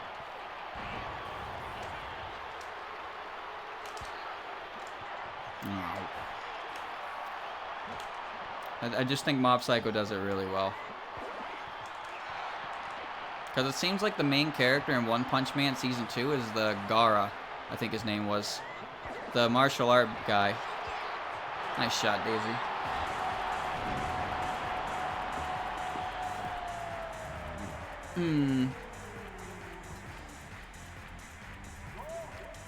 It's hard to write an overpowered character, honestly. Unless your goal is to just... If your goal is to just have the overpowered character be overpowered, then it's not that hard to write them. But in Mob Psycho's case, Mob doesn't want to be an overpowered character, and he actively tries to avoid using his powers. So you need to write a character with... you need to write a complex character who can just win and ruin any form of like drama and suspense at any point in a way that allows drama and suspense. It's good. It's very good. Lots of villains trying to tear down Mob's worldview. Because psychics believe themselves to be higher beings, right? That kind of thing. They think they're better than others. But Mob's just like, no, I'm people. I'm people. Oh, Luigi, what are you doing? Here we go. Mob Psycho's openings are also bangers. Well, to be fair, One Punch Man's are too. But yeah, Mob Psycho's opening... I think I like Mob Psycho opening 1 more than I like One Punch Man opening 1, but they're both really good. One Punch Man's opening goes really hard. It's sick. That'll work. It didn't work. Oh, but he was still dazed. Nice.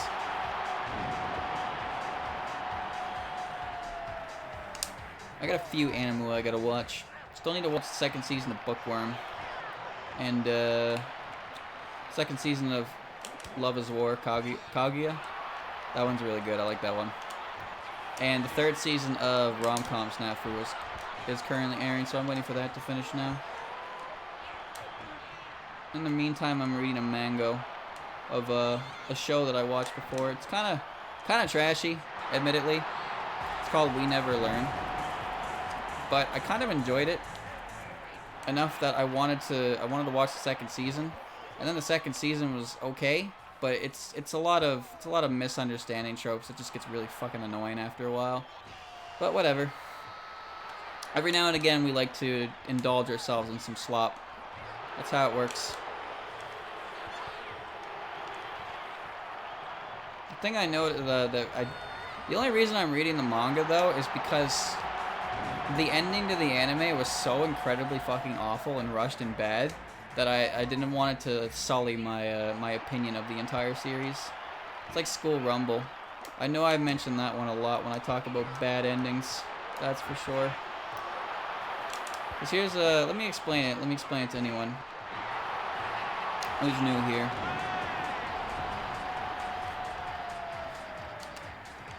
The School Rumble is a long-standing manga series that focuses on a lot of different characters. It starts out like this. There are 3 characters. There's a love triangle with 3 characters. There's an incredibly boring generic character that you're not going to care about at all and who's not going to get any real screen time. He's the main love interest of our main heroine, who is incredibly boring and has no personality, and that is her personality in the show, is that she is a character with no personality. That should be a 12-3, by the way. I scored that goal. And then you have the other end of she likes him, but then there's another guy who likes her. And he is Harima Kenji, and he's a badass delinquent man with a goatee and a mustache and sunglasses. And he is huge, and he is awesome. He is the most interesting character in the entire show, by far. And he likes her. And that's the main premise. So at first it starts out with just their shenanigans. Nice. The bronze kneecap. It starts out with their shenanigans with their rom-com, but as the show opens up, more characters from the class get involved, to a point where, like, every single character, some more than others, of course, start getting characterization, different stories to them. Like, the entire classroom comes to life with all these different characters and different arcs and stories going on in their world, like what they're dealing with, their interactions with characters, their people, like, that kind of stuff. And that's what makes it really interesting, is there's a bunch of different stories going on next to the main one. And the thing is, at that point, you realize how incredibly boring the main story is. The reason Harima is not boring is because Harima goes through many, many, many different character arcs throughout the entire series. He starts as a delinquent. He hears he grows out his facial hair. He gets his heart broken. He gets picked up by some pretty lady who totally wants to sleep with him. And he's like, I can't do that, because I'm a man. You know what? Good for you, Harima. You're a man. And then he picks up a hobby. And by hobby, I mean he starts drawing manga. That's an excellent start. Like, he just goes through so many different character arcs. He eventually he finds inner peace and becomes able to communicate with animals. It's pretty damn good. So he's a character that is the main character, and he's constantly changing, growing, adapting, interacting with different characters throughout the classroom as well. He's not just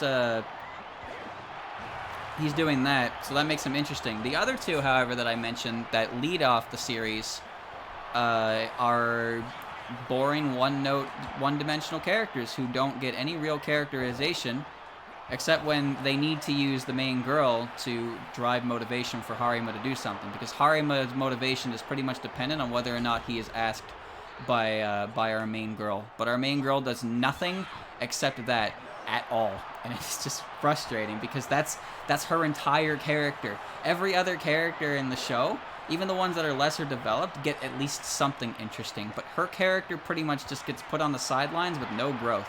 In fact, her sister is a more interesting character, like by a large margin. So here's where the problem comes in, chat. So 2 seasons, 26 episodes, right? I watched all of that. And then I find out that there is an OVA called The Final Season. The Final Season, right?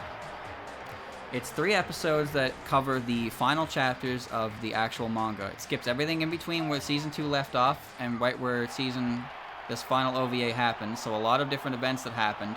I didn't read the manga, by the way. I was watching the anime. And here's how it goes. So in the beginning of the show, main girl finds out that main guy is going to transfer schools. So main girl sends him a letter, and he decides to finish the final school year before they do that. So that's what keeps that plot in check. So then we get to the end of the school year, right? And we have these characters. Then we find out that our protagonist, Dude McBoringPace, is he's actually got, like, I don't know what's wrong with him. I think he's got like a brain tumor or something. Anyway, he's got brain injuries that fuck his memories, I suppose. And main girl is like, the reason they were moving is because they were gonna treat him at a hospital in like America or something. I don't know, some kind of bullshit like that. So main girl's like, I'm gonna stay with him forever to heal him. And then Harima's like, well, shit, that sucks. There goes the girl of my dreams. And then Harima disappears to drive off on his motorcycle into God knows where. And that's it. That's the end. You get nothing on any other character. Not a single other character in the entire show gets any form of real conclusion at all. And the characters that you were supposed to care about from the beginning, you don't give a single shit about at this point. And the one character of the 3 that you did care about gets the worst ending in fucking animated history. That's School Rumble. And I don't even care that I spoiled it, because if you were gonna watch School Rumble, you weren't gonna watch it for the ending. It's a terrible ending. Absolutely terrible. There is no happy ending for anyone. The only character who gets what she wants is a character who had no personality at all. The character you were rooting for the entire time got nothing. Absolutely nothing. Even with all the different character relationships that were built up throughout the entire series that you came to really like. Harima got to interact with a lot of interesting characters, and just nothing came of it because of this final chapter. Pretty sad. It's infuriating. It's infuriating is what it is. Because I've watched School Rumble multiple times. It's a good show. There's a lot of antics in there that makes it very enjoyable. But the ending is just so bad. So incredibly bad. That I have a hard time recommending it to people. Because nobody wants to watch a show that they know the ending is going to not deliver.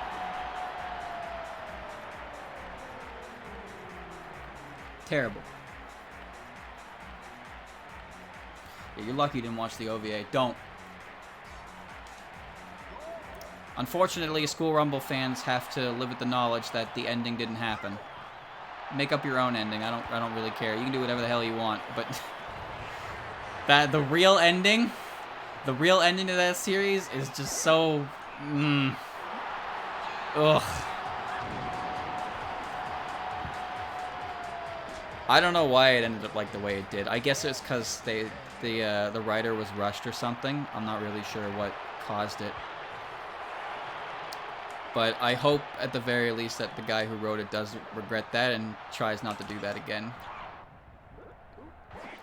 But to explain, the reason I bring this up is because, as I said, the ending for the show I was watching, We Never Learn. Here's how it goes. So the idea is, you got Mr. Big Brain Tutor Kid who has to tutor geniuses, right?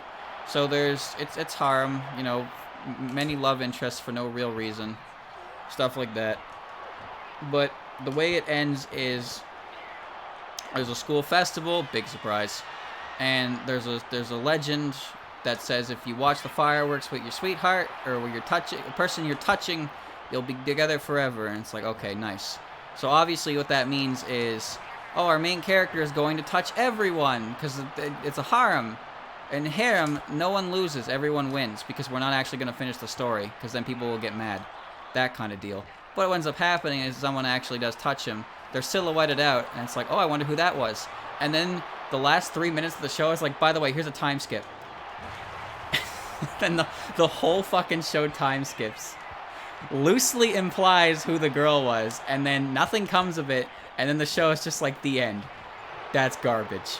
That is so garbage. And I was so annoyed by that I had to be sure that that wasn't actually how the series ended. So now I'm reading the manga. What the fuck was that shot? 8-0 shutout. Spicy.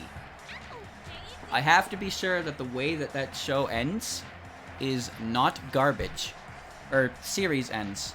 Because I've also mentioned this before. Great Teacher Onizuka, another show that I absolutely love. I love that show. That show is fantastic, and I highly recommend it to anyone. But the last 2 episodes are not real. And I'm not saying that as someone like, oh, just pretend they don't exist. I mean that the last 2 episodes of the anime were actually made for the anime to create a conclusion for the anime. Sniper Reward, nice. And Super Striker Reward, nice. And it's a bad ending. It's a terrible ending. Absolutely terrible. The manga keeps going. Haven't finished it yet, but I was reading it. I got pretty far into it. I don't know how it's going to end, but I will say that Great Teacher Onizuka is definitely worth watching. And then figuring out where to pick up from the manga is definitely what I recommend. The last 2 episodes of the anime are anime originals, just to end the series, and it's just a terrible ending. It's such a bad ending. It just spits in the face of everything that the series has lined out, just for the sake of some kind of ending with some real closure. And I think that's the worst thing you can do. I would rather a show just end after an arc without much closure than making these half-assed, forced, anime-only endings that just spit on everything the series has built up and then just not end satisfyingly. I hate that. Like with light novel adaptations, as I'm sure most of us already know, they never really get a real ending because light novels don't get adapted longer than a season. So they just kind of end on their last episode, and that's all you get, and then you wish for more. And sometimes when you wish for more, you really don't want more. That's for sure. Another one, shit, I had another one in mind. I can't remember what it was now.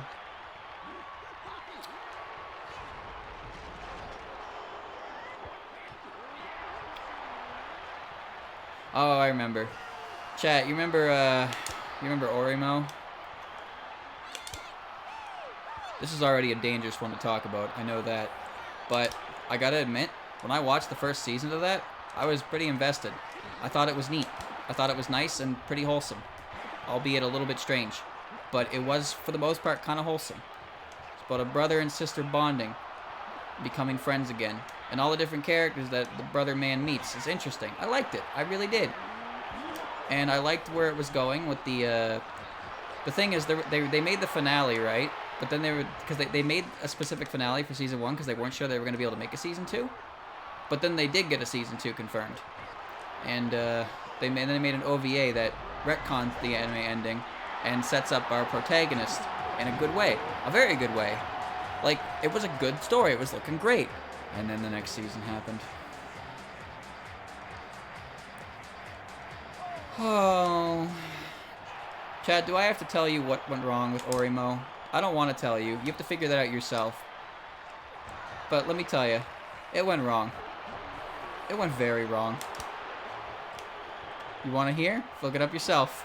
I'm not telling you. I don't know what's going on. The ball is gone. The ball is back.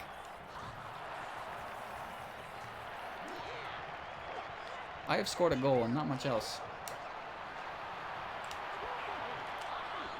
Oh, he didn't even... Interesting. This'll work. Big curve. I want a safe goal here. Ooh, nice save.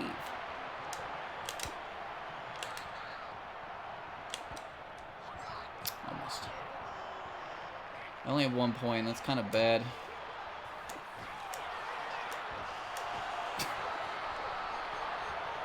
Interesting pass. I don't really want to tear into it because it's just so fucking weird, man. It's legitimately weird. It's set it up so nicely. It was just the sister is a geek and the brother doesn't get it. The brother's a total normie, but he goes out of the way to try to understand his sister's hobbies in an attempt to like fix their relationship. And it sets up a bunch of different character relationships for Brother Man, where he meets different interesting characters, which is great. I like that. He had good chemistry with them. But he threw it all away. Motherfucker threw it all away.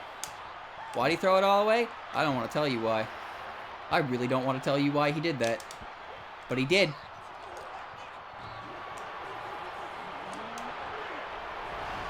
Oh, somebody get the ball, please!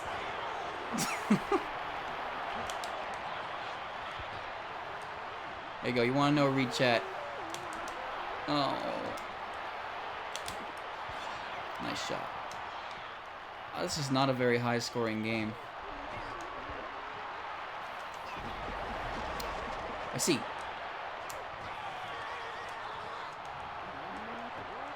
Oops.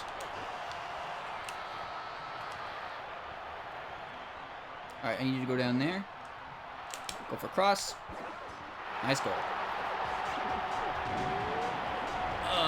No, Monogatari is the one with the weird teeth brushing theme. The other sister cut off contact with him. That was Eromanga Sensei, not Orimo. Maybe it was Orimo too.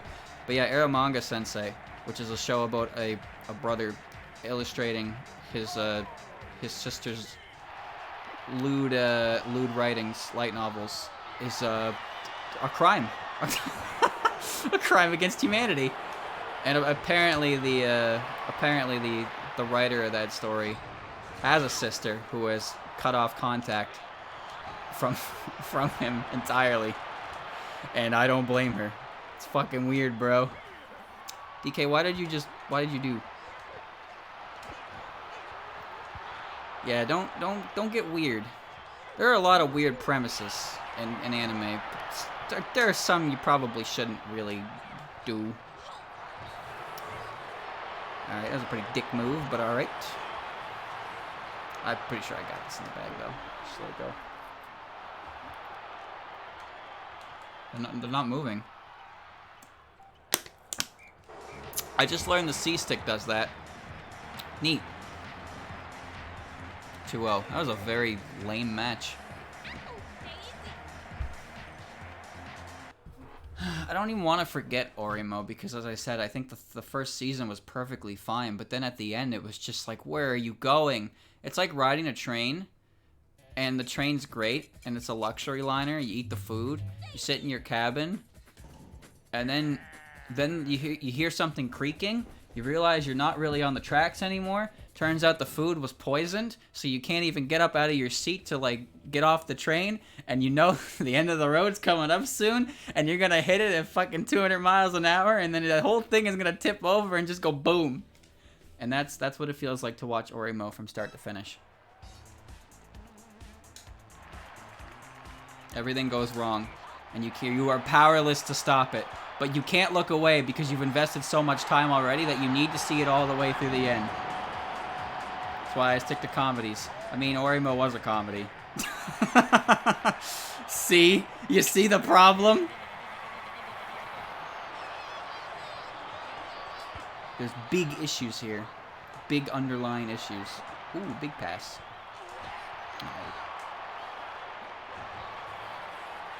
Oh.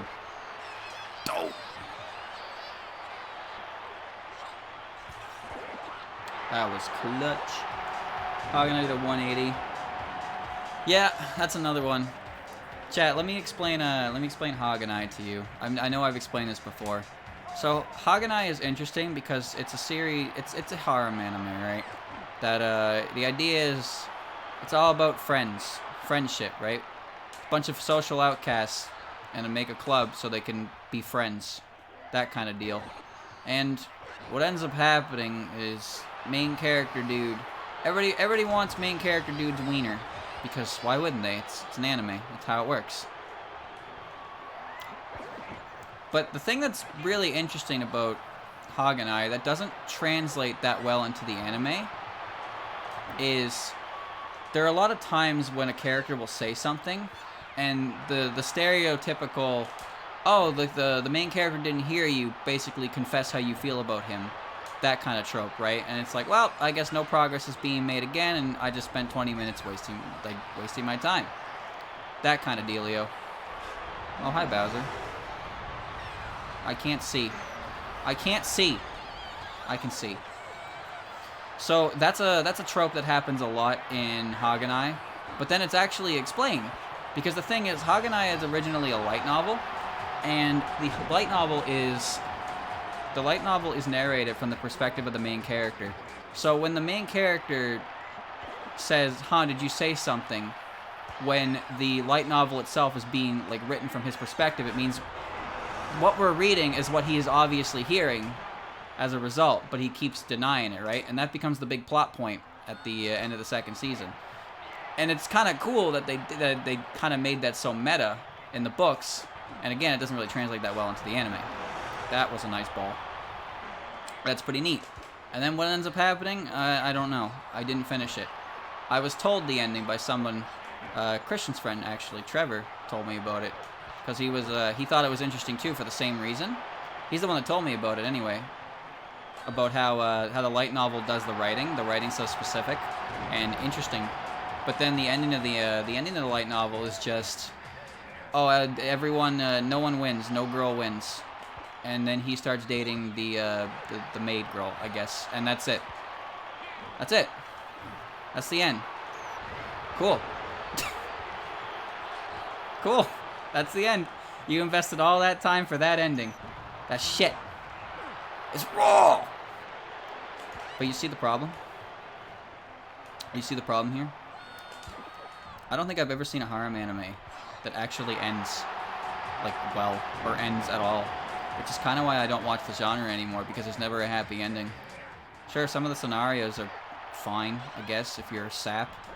But it's kind of shitty. And I shot Toad. The maid girl who thinks she's a boy but is actually a girl after all. Yeah, that confusing character.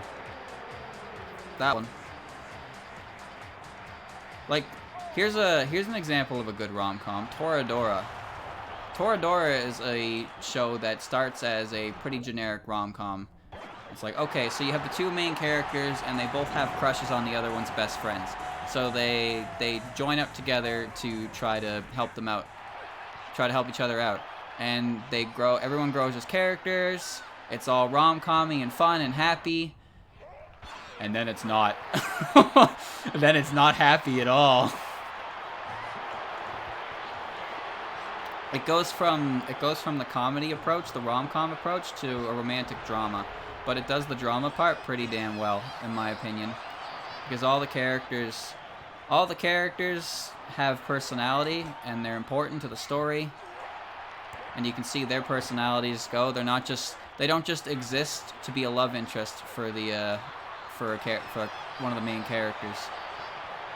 So watching that story unfold is pretty damn sick. But the rom-com aspect is good because it builds up your knowledge of the characters, how they interact, the main important characters as well, that kind of thing. It's great. It's very, very, very good. Although the last episode is careful who you ask about that one. That's another one of those. The ending is one of those things that you either strongly dislike or tolerate.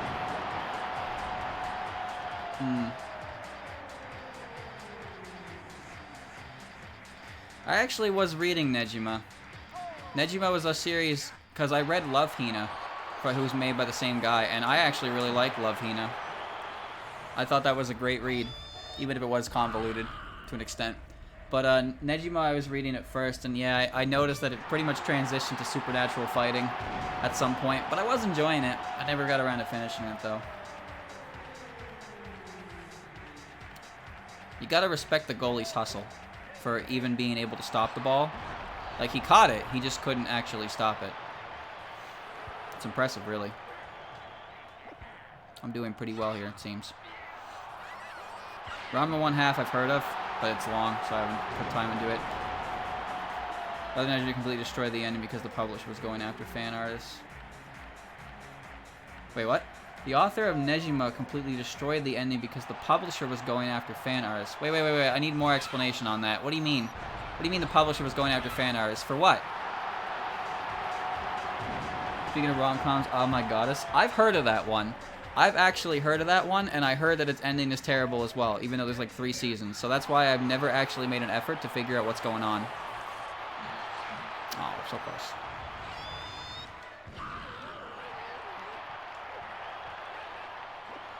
Please. Please give ball. Please! Oh, you thought.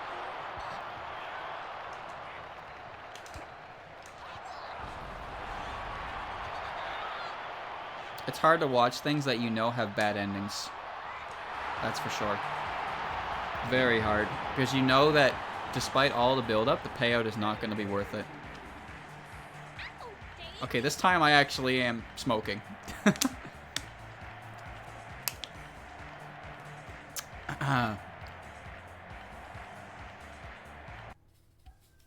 How many more matches are left? 2? 3? 1? 0? Am I done? Did I win?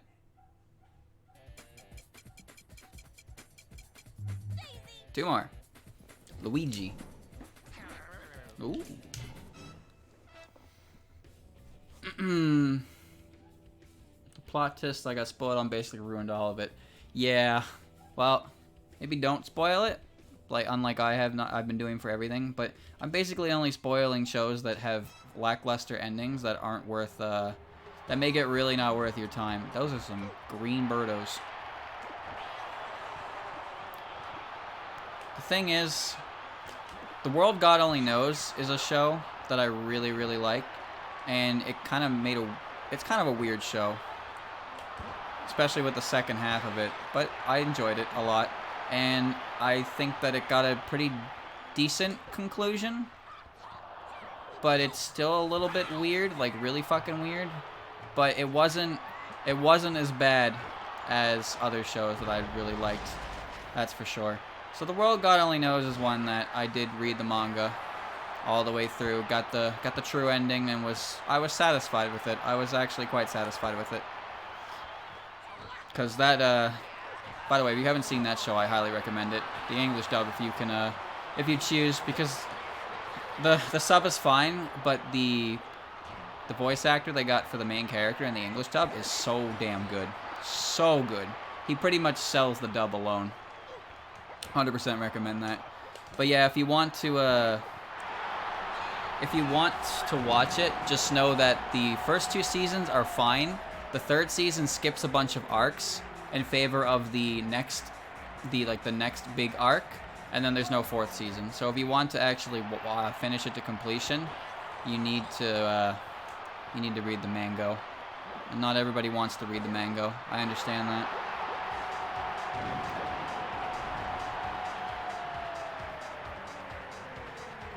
Higurashi is done. But there's that new season arc, whatever's going on with right now. Waiting for that to finish, whatever that is. I still don't really understand what that is though. Higurashi's fine, I think. I remember it decently enough because the thing is they're broken up into different arcs that are completely separate from each other. So if you view it like that, you can just kind of take them all as a bunch of short stories within universe, and I think it's perfectly acceptable. However, I did hear that the other one, Umeneko, is not nearly as good, especially the anime adaptation. The anime adaptation is just really weak. Kind of blows. However, I also feel that way about Little Busters. Little Busters is really, really good, but the only way you'd get the same impact at Little Busters that I did is if you played the game. But that's one hell of a time sink that I wouldn't be surprised if people didn't want to do.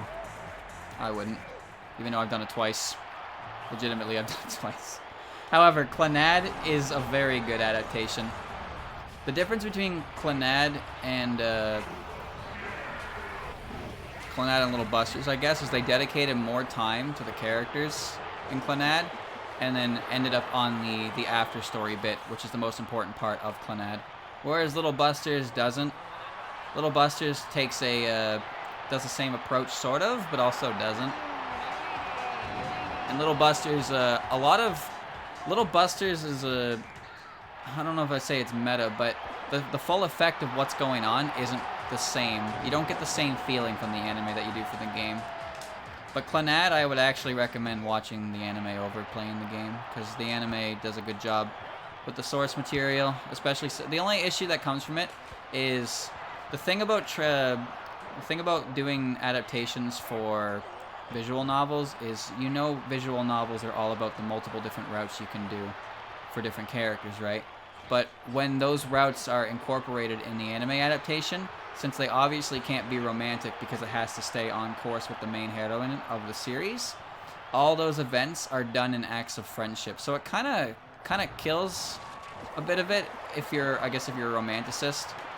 Like, the motivations of our main character are done because he comes to have feelings for the character, but in the anime adaptation, it's because they're good friends. And everybody knows that honest working protagonist man would move the moon and back in the name of friendship. No, not really. So that kind of sucks. But again, since the real after story ending comes from one specific character that is the main focus of the romance aspect, it is a perfectly fine adaptation as a result. It's a similar issue with Little Busters, but Little Busters focuses less on romance and more on friendship. But it's still better to do it as a visual novel playthrough than an anime watch, I'd say. Oh, and don't ever watch the anime adaptation of Rewrite, because I hear that's just garbage. Someday Rewrite will get an English translation and it will go on Steam, I imagine. But until then, maybe just don't touch that one. I hear it's good. I hear Rewrite is really good. But yeah, terrible adaptation and no English translation yet. Nice. Oh, and of course there's Angel Beats, which is an anime original series made by Key, which is supposed to be getting a visual novel. I'm pretty sure I've talked about this one before, but they mentioned like 5 years ago or so that they were gonna make, adapt Angel Beats into a visual novel style, starting with the first episode, which focused on the character arcs of the characters that appear in the anime. And it was going to be episodic, and there was a confirmed English release, and it's been like 5 or 6 years since, and we have got literally nothing since. And let me tell you, as a fan who's been waiting for that for such a long time, I'm a little bit pissed off. Because you know what happens when they say, oh yeah, there is going to be an English release? It's basically another way of them saying, don't even try to fan translate this. You will get DMCA'd. So nobody can translate it. No fan can translate it because they won't let them, because they have confirmed it's coming out. We haven't had any details in 5 or 6 years now on any of it. There's only been one episode release with a handful of characters, and I'm getting tired of waiting. Angel Beats got reduced from 24 episodes to 12. That sucks, because there are a lot of characters in Angel Beats that did not get as much character arc as they should have. However, there are written works you can check out that go a little more in depth, but not perfectly. That's all. I love Angel Beats. Angel Beats is great. It's such a good story. Oh. What a fitting finale. Never touched Air and never touched Canon, though. Pretty much Clannad is where I started. Key is really good at making... has good lighthearted comedy, incorporates decent magic elements, and then always has a point in the story that takes your heart out and crushes it and then throws it on the ground and then steps on it. Then it asks if you want it back, and when you say yes, it does it again. Oh, yeah?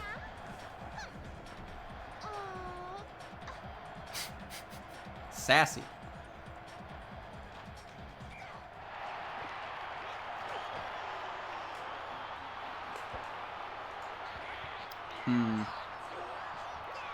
The people who made the Toho Soccer made an entire RPG about Aaron Cannon. Really? What the fuck?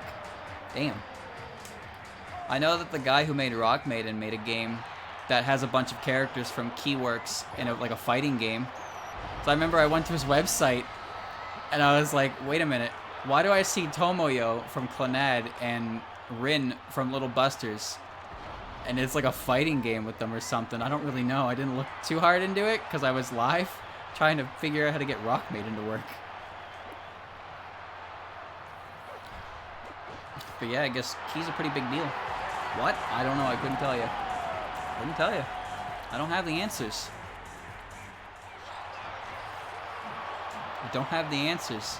I wish I did, though. Nice. I'll take that point.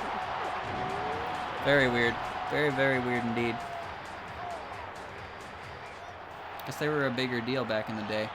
The thing about visual novels is, I wouldn't say they're a dying art, but one aspect about visual novels that has pretty much taken over the market is the eroge approach.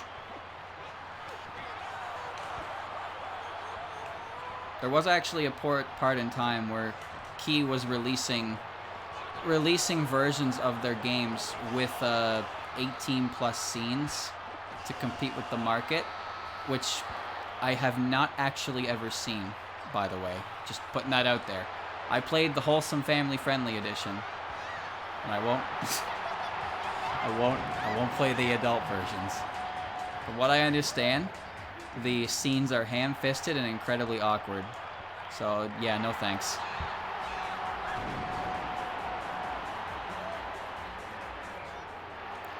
But, yeah, big-scale visual novels at this point are just, porn. It's just porn. Key doesn't do that. Key has really, like, legitimately good stories, and I love Key's works.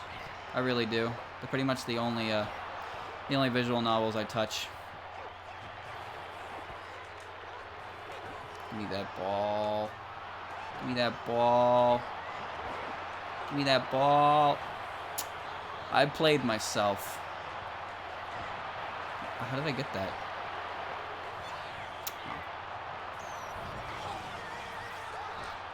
She had speed.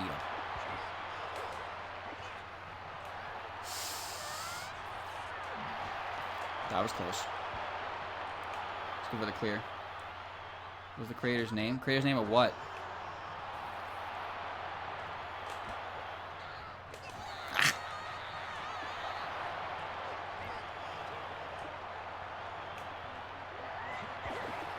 Oh, cool shot.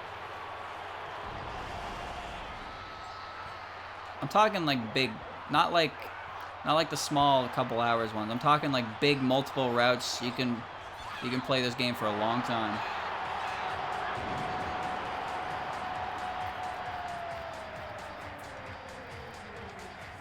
Pretty sure Fate was 18 rated. I don't know if there are work safe versions of it.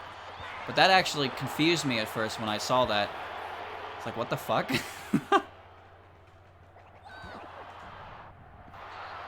I booted that. That shot got, the hammer got a boot to the head. Ew, Fate. My thoughts exactly, brother. It is my fate to not care. They might key also maybe 18 to sell better. Yeah, you're right. You're right. I know why. I get why. They re-release the games repeatedly with safer work versions. Okay, good. I'm there for the story, not the Gucci. Nice.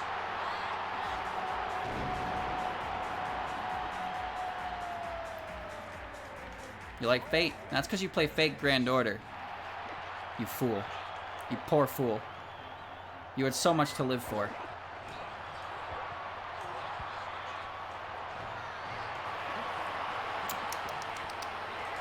Sleep.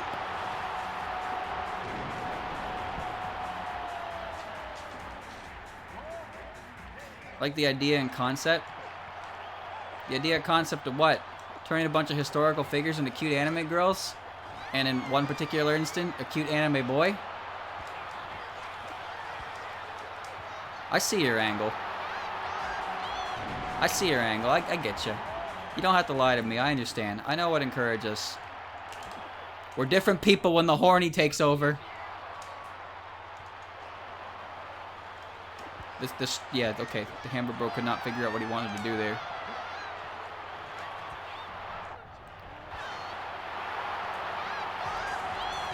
Damn it. I'm still winning. Big curve.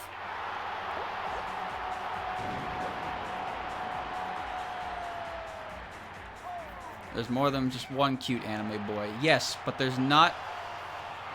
There's no anime boy quite like Elstafel. I don't think I've ever seen a character that popular. Really.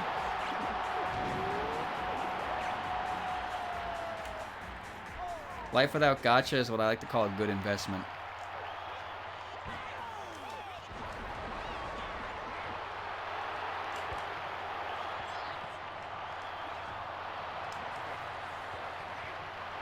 Kick. Oh.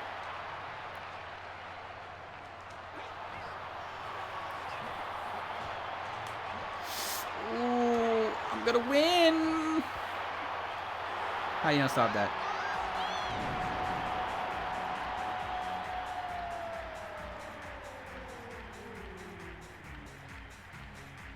Wee.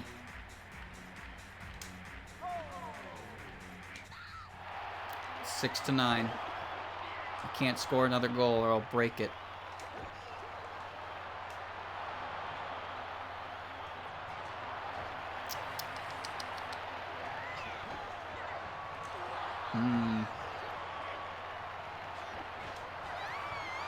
I do not need Toho Gacha because I can't read it. There's no reason to play a game that I cannot read just because I like the characters. That's just a dumb idea. I win 9 to 6. I broke the numbers. The hotness, baby. Big star. I won every match because I am good. I'm very good. Look at these highlights. Wait. Why is that a highlight? I won the match. Huh? I won the match. Why are you giving my opponent highlights? Excuse me? Look at these exciting plays by the team that lost. Yeah, okay. Some bias. Some fucking bias here. I bet it was the Toads. The Toads did that.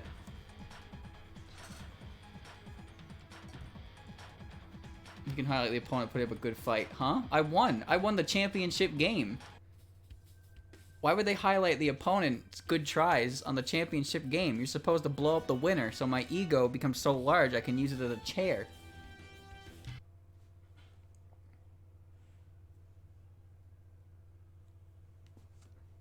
Give me some awards here. 7 wins, 21 points. I'm the greatest. Professional. The Battle Dome is now available at Stadia Selects. The Bowser Cup is now available in Cup Battles.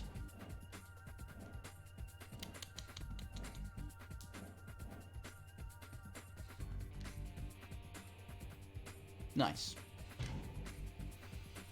Yeah, no. Cannonball, Lost Word, whatever they are.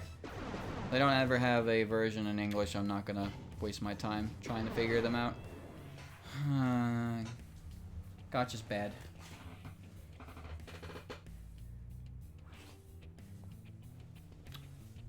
I can play a real Touhou with real anime girl.